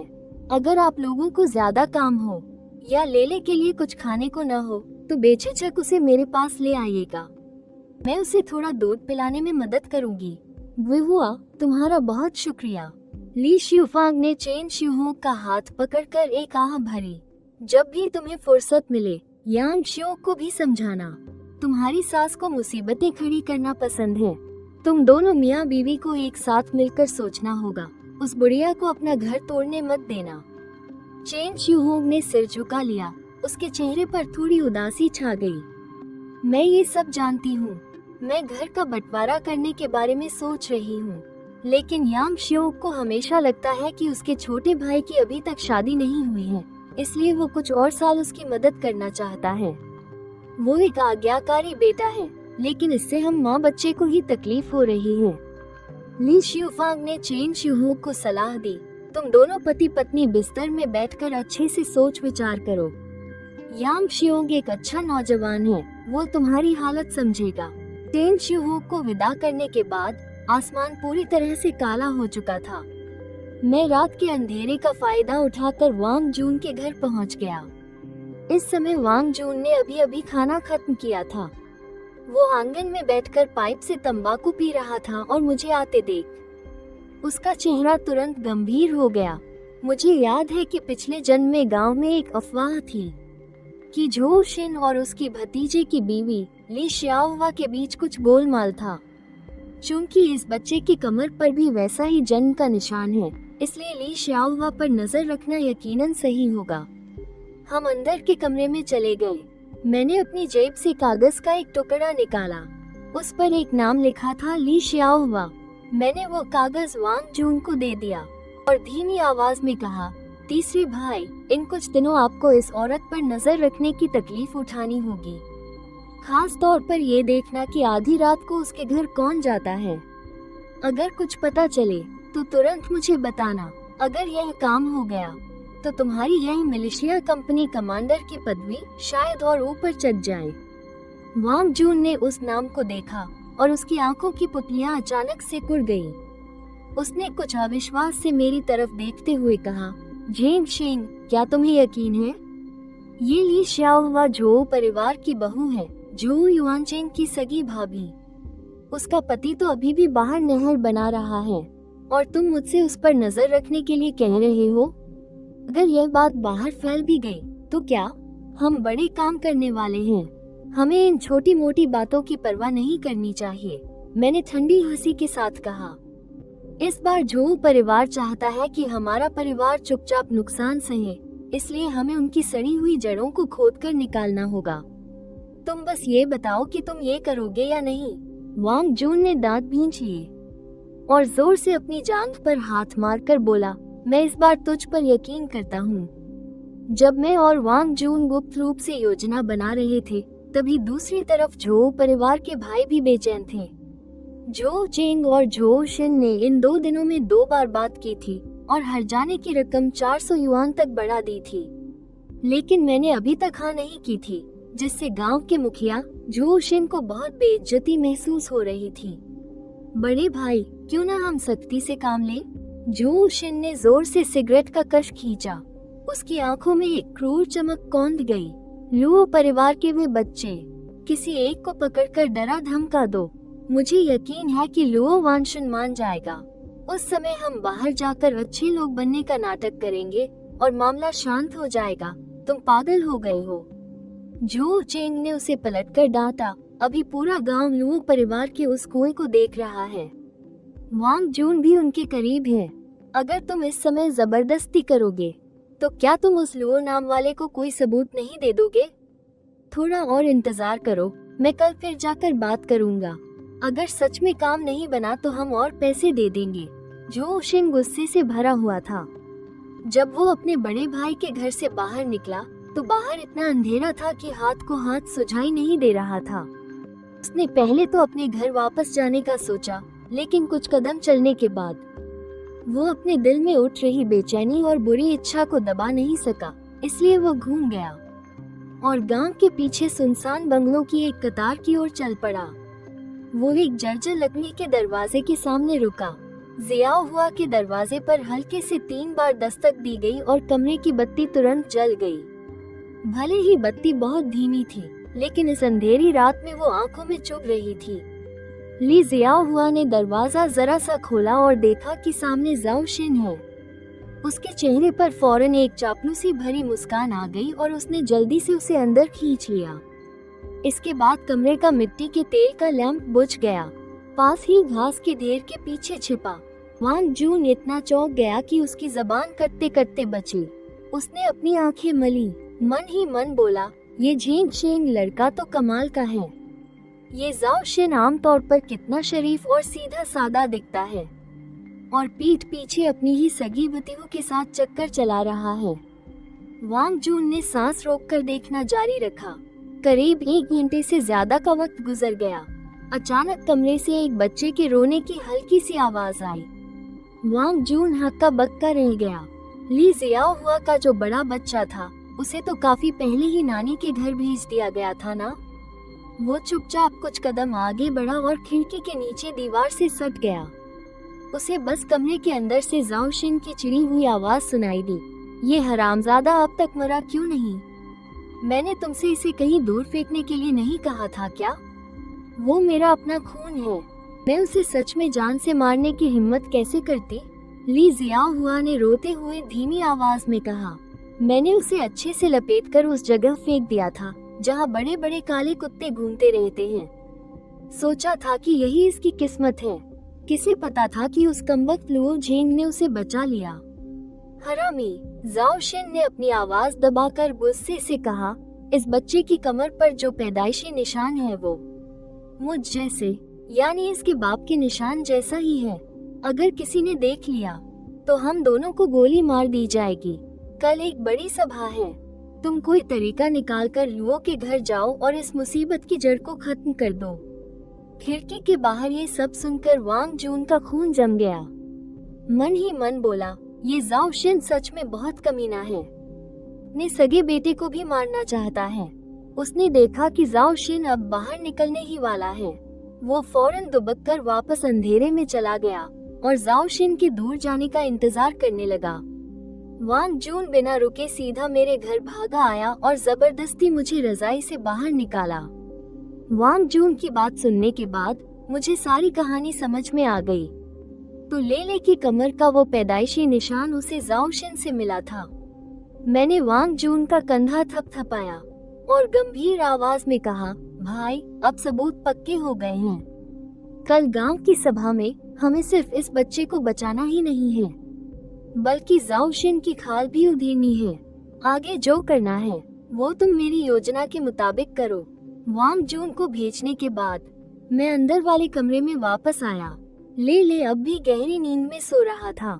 मैंने उसके उस छोटे से मासूम चेहरे को देखा और धीरे से उसका गीला लंगोट बदलकर साफ वाला पहना दिया। अब से इस बच्चे का सरनेम लुओ होगा। और जहाँ तक जाओ शिन की बात है, उसके गांव के मुखिया वाले अच्छे दिन अब खत्म हो गए थे। उसी समय शहर में लिन रुलान भी परेशान थी। उसके घर वालों ने उसकी पहचान फैक्ट्री मैनेजर के बेटे झेंग ताई से करवाई थी। वो आदमी अपने घर के पैसों के दम पर रोज एक मक्खी की तरह लिन रुलान के आसपास भिनभिनता रहता था और डींगे हाँकता था कि वो मुश्किल से मिलने वाले कितने औद्योगिक कूपन ला सकता है। लिन रुलान ने त्योरियां चढ़ाकर कहा, अगर तुम्हारे पास कोई और काम नहीं है तो तुम अभी जाओ, मुझे अभी कुछ रिपोर्ट्स चेक करनी है। इतना कहकर उसने जवाब का इंतजार किए बिना सीधे मुंह फेर लिया। अभी सुबह ठीक से हुई भी नहीं थी कि जाओ जिया गांव की पंचायत के मिट्टी के लाउड स्पीकर से जोर जोर की आवाज आने लगी। यह जाओ शिन की वही जानी पहचानी बनावटी और रौबदार आवाज थी जो आधा गांव दूर से भी सुनी जा सकती थी। सभी सदस्य ध्यान दें, आज सुबह 8 बजे सभी लोग पंचायत के मैदान में सभा के लिए इकट्ठा हो जाएं। एक भी घर से कोई छूटना नहीं चाहिए। जो नहीं आएगा उसके पूरे साल के वर्क पॉइंट काट लिए जाएंगे। मैं झूले में लेले का लंगोट बदल रहा था। छोटा वाला कल रात चैन से सोया। उसका छोटा सा चेहरा लाल हो रहा था मुझे उसे छेड़ते देखकर। वो अपनी छोटी मुठियां हिलाकर खिलखिला रहा था। ली शियुफांग एक कटोरी चावल का दलिया लेकर अंदर आए। ये नजारा देखकर उनके चेहरे की मुस्कान रुकी ही नहीं। जैसे ही मैंने लाउडस्पीकर की आवाज सुनी, मेरी त्योरियां चढ़ गई। ज़ेंग शेंग, लगता है इस चाओ शेन के इरादे नेक नहीं हैं। ये सभा पक्का तुम्हारे लिए ही बुलाई गई है। उन्होंने कटोरी को बिस्तर के किनारे पर रखा और हाथ बढ़ाकर धीरे से लेले के छोटे से गाल को सहलाया। कल वांग जून खबर लेकर आया था। उसने बताया कि चाओ शेन रात में ही चाओ चेंग और चाओ परिवार के बाकी भाइयों से मिला था। दरवाजा बंद करके आधी रात तक खुसुर फुसुर करते रहे, पता नहीं क्या खिचड़ी पका रहे हैं। मैंने लेले को अच्छे से लपेटकर माँ को दे दिया और मेरे होठों पर एक ठंडी मुस्कान आ गई। चाओ शिन के दिमाग में क्या चल रहा है, मैं आंखें बंद करके भी अंदाजा लगा सकता हूँ। वो जानता है कि मेरे पास उसके और ली शियाओवा के खिलाफ सबूत हैं। इस बात का इंतजार करने के बजाय कि मैं ये बात सबको बता दूं, उसने सोचा कि पहले ही वार कर देना बेहतर है, लेले का बहाना बनाकर। पहले मेरा नाम बदनाम कर दिया जाए और सबसे अच्छा तो ये होगा कि मुझ पर अपहरण का इल्जाम लगा दिया जाए और एक गुंडे का थप्पा लगाकर सीधे मुझे हवालात में डाल दिया जाए। इस तरह वो मुझे रास्ते से भी हटा देगा और अपनी सरपंच की कुर्सी भी बचा लेगा। माँ, घबराने की क्या बात है? मैंने अपने हाथ पोंछे, मेज पर रखी सुराही उठाई और एक घूंट ठंडा पानी पिया। अगर वो हमारे लिए जाल बिछाना चाहता है तो हम भी उसी के दांव से उसे मात देंगे। वो पूरे गांव के सामने मुझे बेइज्जत करना चाहता है ना? तो मैं भी उसे पूरे गांव के सामने उसकी असलियत सामने लाऊंगा। ये कहते कहते आंगन के दरवाजे के बाहर से कदमों की आहट आई। वांग जून दरवाजा धकेलकर अंदर आया। उसके शरीर से सुबह की ठंडक आ रही थी। उसके हाथ में कपड़े का एक थैला था और चेहरे पर गहरी चिंता थी। ज़ेंग शेंग, सब इंतजाम हो गया है। उसने कपड़े के थैले को मेज पर रख दिया। उसके अंदर फौज वाली पानी की एक नई बोतल थी और साथ में उसका रात भर में लिखा हुआ बयानी सबूत भी था। अंगूठी का निशान भी लगा है। कल रात चाओ शिन ली शियाओवा के कमरे से निकला और सीधे चाओ चेंग के घर गया। उन दोनों ने मिलकर योजना बना ली है। आज सभा में वे पहले ली शियाओवा को सामने लाकर रुलाएंगे और कहलवाएंगे कि तुमने उसका बच्चा चुराया है। साथ ही तुम पर यह भी इल्जाम लगाएंगे कि तुम्हारी नीयत उस पर खराब थी। फिर चाओ शिन चाओ परिवार के भाइयों को लेकर हंगामा खड़ा कर देगा और तुम्हें सीधा बांधकर पंचायत के हवाले कर देगा। चाओ चेंग ने ये भी कहा है कि अगर वे तुम्हें अंदर करवा पाए तो उनका परिवार 200 रुपये देने को तैयार है। लुओ वानशुन आंगन में लकड़ियां काटकर अभी अभी अंदर आए थे। ये बात सुनते ही उनके हाथ से कुल्हाड़ी जमीन पर गिर पड़ी और उनका चेहरा गुस्से से सफेद पड़ गया। ये खुदा के मारे जानवर, पिछले जन्म में इन्होंने हमारे पूरे परिवार को बर्बाद कर दिया था। इस जन्म में भी ये घटिया चालें चलना चाहते हैं। आज मैं कुदाल से इनके टुकड़े टुकड़े कर दूंगा। पिताजी, आप जज्बाती मत होइए।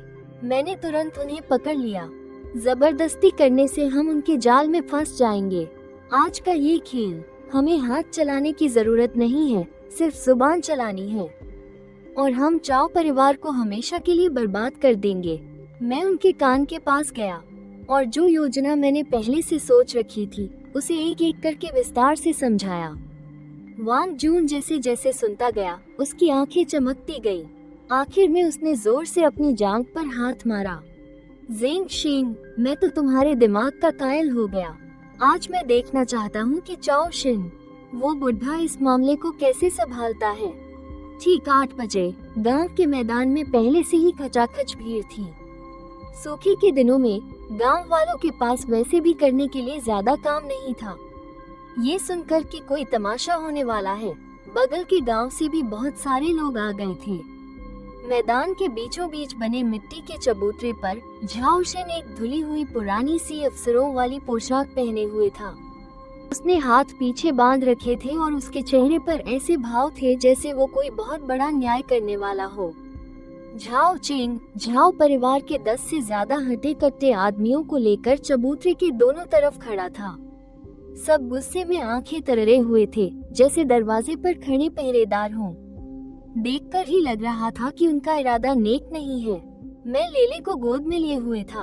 अपने माँ बाप के साथ मैं धीरे धीरे उनकी तरफ चला गया। वांग जुन गांव की फौज के कुछ साथियों के साथ हमसे थोड़ा फासला बनाए हुए हमारे पीछे चल रहा था। वांग ताओ जी अपनी बैसाखी के सहारे किसी का हाथ थामे हुए थे। वो भी चबूतरे के सबसे आगे रखी कुर्सी पर बैठ गए। गांव में वो जगह सबसे इज्जतदार आदमी के लिए होती थी। झाओ शिन चाहे कितना भी अकड़ता हो, लेकिन उनकी मौजूदगी में बदतमीजी करने की उसकी हिम्मत नहीं थी।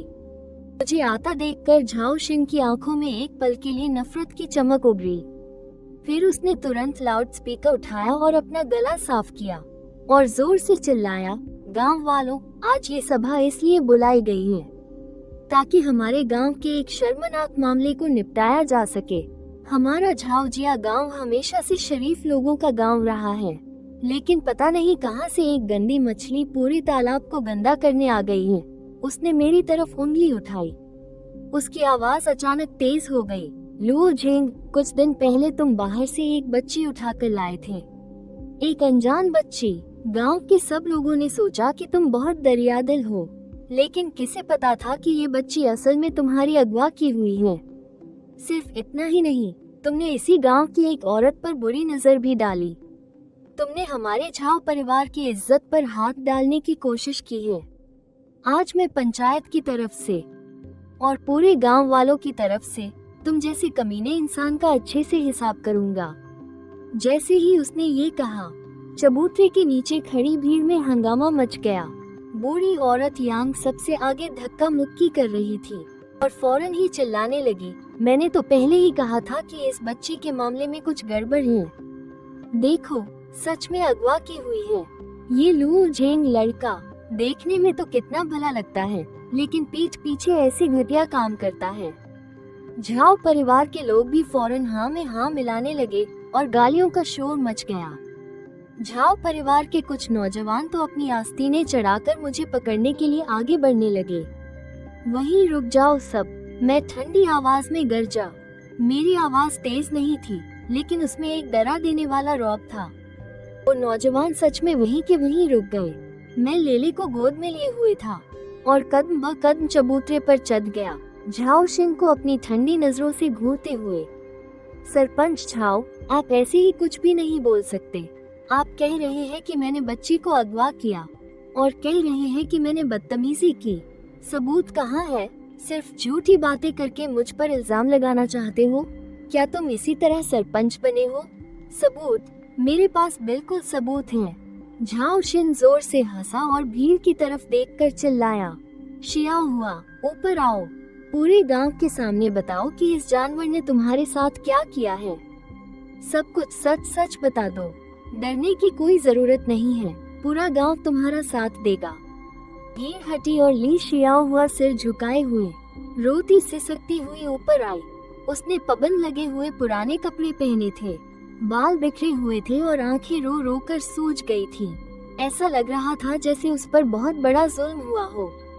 चबूतरे पर आते ही उसने मेरी तरफ उंगली उठाई और तीखी आवाज में रोते हुए बोली, यही है वो लुओ झेंग। कुछ दिन पहले जब मैं अपने मायके जा रही थी तो रास्ते में इसने मुझे रोक लिया।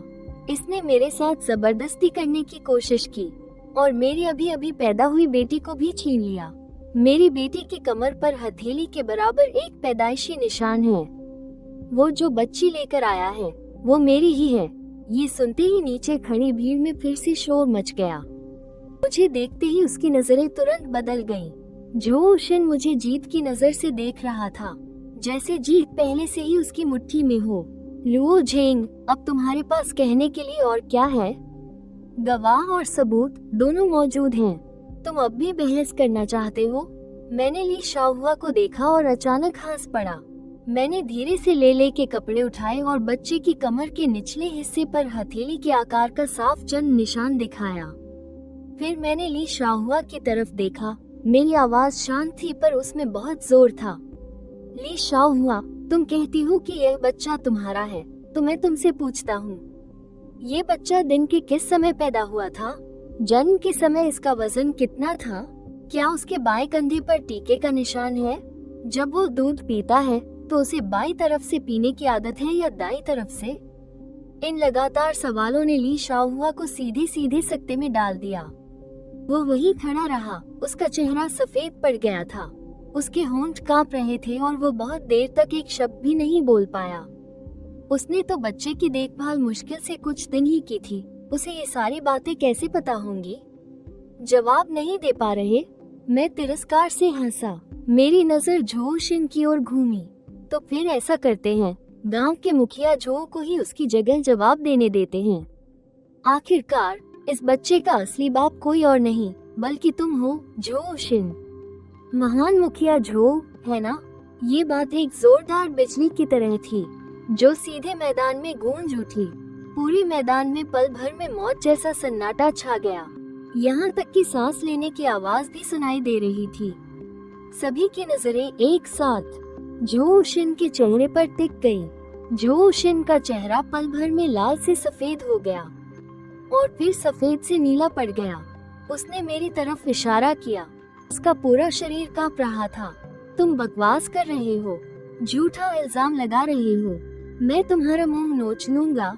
मैं बकवास कर रहा हूँ? मैं मंच के नीचे भीड़ की तरफ चिल्लाया, वांग जुन, तुमने कल रात जो देखा और सुना, उसे गांव के सभी बड़े बूढ़ों और नौजवानों के सामने एक एक शब्द बिना कुछ छोड़े बताओ। वांग जुन बड़े बड़े कदमों से मंच पर आया।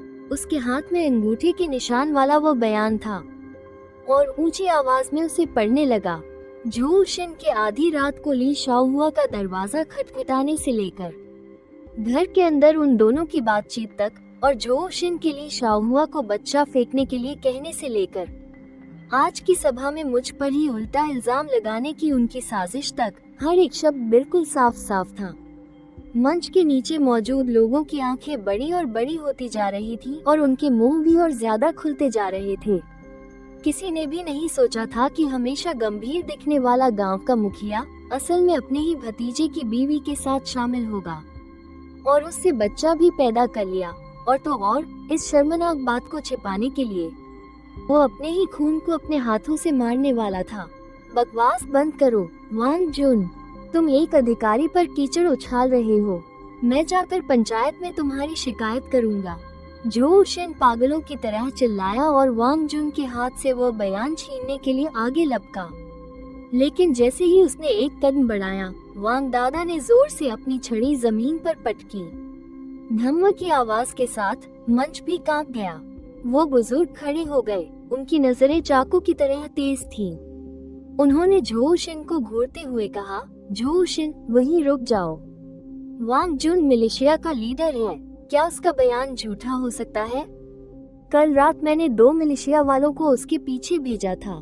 तुम दोनों ने कमरे के अंदर जो बातें की, उन्होंने भी बाहर से सब कुछ सुन लिया था। अब तुम्हारे पास कहने के लिए क्या है? झो शिन पल भर में सन रह गया, उसके चेहरे से सारा रंग उड़ गया था। तभी ली शाओहुआ अचानक धड़ाम से जमीन पर घुटनों के बल गिर पड़ी। वो मंच के नीचे की ओर बार बार सिर पटकने लगी और फूट फूट कर रोते हुए बोली, मैं सब कबूल करती हूँ, मैं सब सच बताती हूँ। ये बच्चा मेरा और झो शिन का है। उसने मुझे मजबूर किया। उसने कहा कि अगर मैंने उसकी बात नहीं मानी तो वो मुझे और बच्चे को मार डालेगा। कुछ दिन पहले उसने मुझे बच्चे को कुत्तों को खिलाने के लिए फेंकने को कहा था। मेरा दिल नहीं माना, पर मुझमें उसकी बात न मानने की हिम्मत नहीं थी। उसने ये भी कहा कि आज अगर मैं लू झेंग को जेल भिजवा सकी तो वो मुझे 50 रुपये देगा ताकि मैं बच्चे को लेकर कहीं दूर चली जाऊं। वो रोते रोते बोल रही थी और साथ ही उसने अपनी गोद से एक पुरानी सी डायरी निकालकर अपने सिर के ऊपर उठा ली। इसमें वो सब कुछ है जो उसने मेरे लिए लिखा था और इन सालों में उसने गांव वालों के जो काम के पॉइंट्स काटे थे और सामूहिक संपत्ति पर कब्जा करने का हिसाब किताब, सब कुछ इसमें है। ये तो जैसे भूचाल आ गया। झो शिन उस डायरी को देख रहा था और उसके पैर कांपने लगे और वो सीधे मंच पर गिर पड़ा। वो जानता था कि अब वो पूरी तरह से बर्बाद हो गया है। नीचे खड़ी भीड़ में हंगामा मच गया। गालियों की आवाज से आसमान गूंज उठा। गांव वाले झो शिन के पक्षपात और कटौती से पहले ही तंग आ चुके थे। अब जब सच्चाई सामने आ गई तो नए पुराने सारे हिसाब एक साथ चुकता होने लगे। अंडे, सड़ी गली सब्जियां और मिट्टी के ढेले बारिश की तरह मंच पर फेंके जाने लगे और सब झो शिन पर जाकर लग रहे थे। जानवर कहीं का अपनी भतीजे की बहू को भी नहीं छोड़ा। इसे सरपंच के पद से हटाओ, इसे पुलिस स्टेशन भेजो। इन सालों में इसने जो पैसा खाया है वो सब इससे वापस निकलवाओ। ठीक उसी समय कम्यून की 2 जीपें गांव में आईं और सीधे पंचायत घर के दरवाजे पर आकर रुकी। कल ही मैंने वांग जुन को कम्यून भेजकर खबर कर दी थी झो शिन और ली शियाओहुआ के मामले के बारे में और उसके सामूहिक संपत्ति पर कब्जा करने के बारे में सब कुछ बता दिया था। कम्यून के सचिव को पहले ही इसकी भनक लग गई थी। आज वो खास तौर पर लोगों को लेकर आए थे और वो बिल्कुल सही समय पर पहुँचे। कम्यून का एक अधिकारी मंच पर चढ़ा और उसने जमीन पर पड़े झो शिन की तरफ देखा भी नहीं और सीधे लाउडस्पीकर उठा लिया और ऊंची आवाज में घोषणा की, कम्यून की पार्टी समिति ने विचार विमर्श के बाद यह फैसला लिया है कि आज से झो शिन को झोजिया गांव के सरपंच के पद से निलंबित किया जाता है। उसके चरित्र और रहन सहन के मामले में और आर्थिक मामलों में जांच के लिए एक मामला दर्ज किया जाएगा। संबंधित लोगों को तुरंत पूछताछ के लिए कम्यून ले जाया जाएगा। 2 पुलिस वाले आगे आए और सीधे झो शिन को हथकड़ी पहना दी। झो शिन का चेहरा पीला पड़ गया था। उसे सहारा देकर नीचे ले जाया जा रहा था। जब वो मेरे पास से गुजरा तो उसने अचानक अपना सिर उठाया। उसकी आंखों में जहर भरी नफरत थी। लू झेंग, मैं तुम्हें नहीं छोड़ूंगा। मैंने लेले को गोद में उठाया हुआ था और मैं उसे ठंडी नजरों से देख रहा था। झो शिन, तुम पहले अपने बारे में सोचो कि तुम जेल में वो कुछ साल काट भी पाओगे या नहीं। पिछली जिंदगी में तुमने जो मेरे साथ किया था, इस जिंदगी में मैंने तुमसे सूद समेत सब कुछ वसूल कर लिया है। झो शिन को ले जाया गया।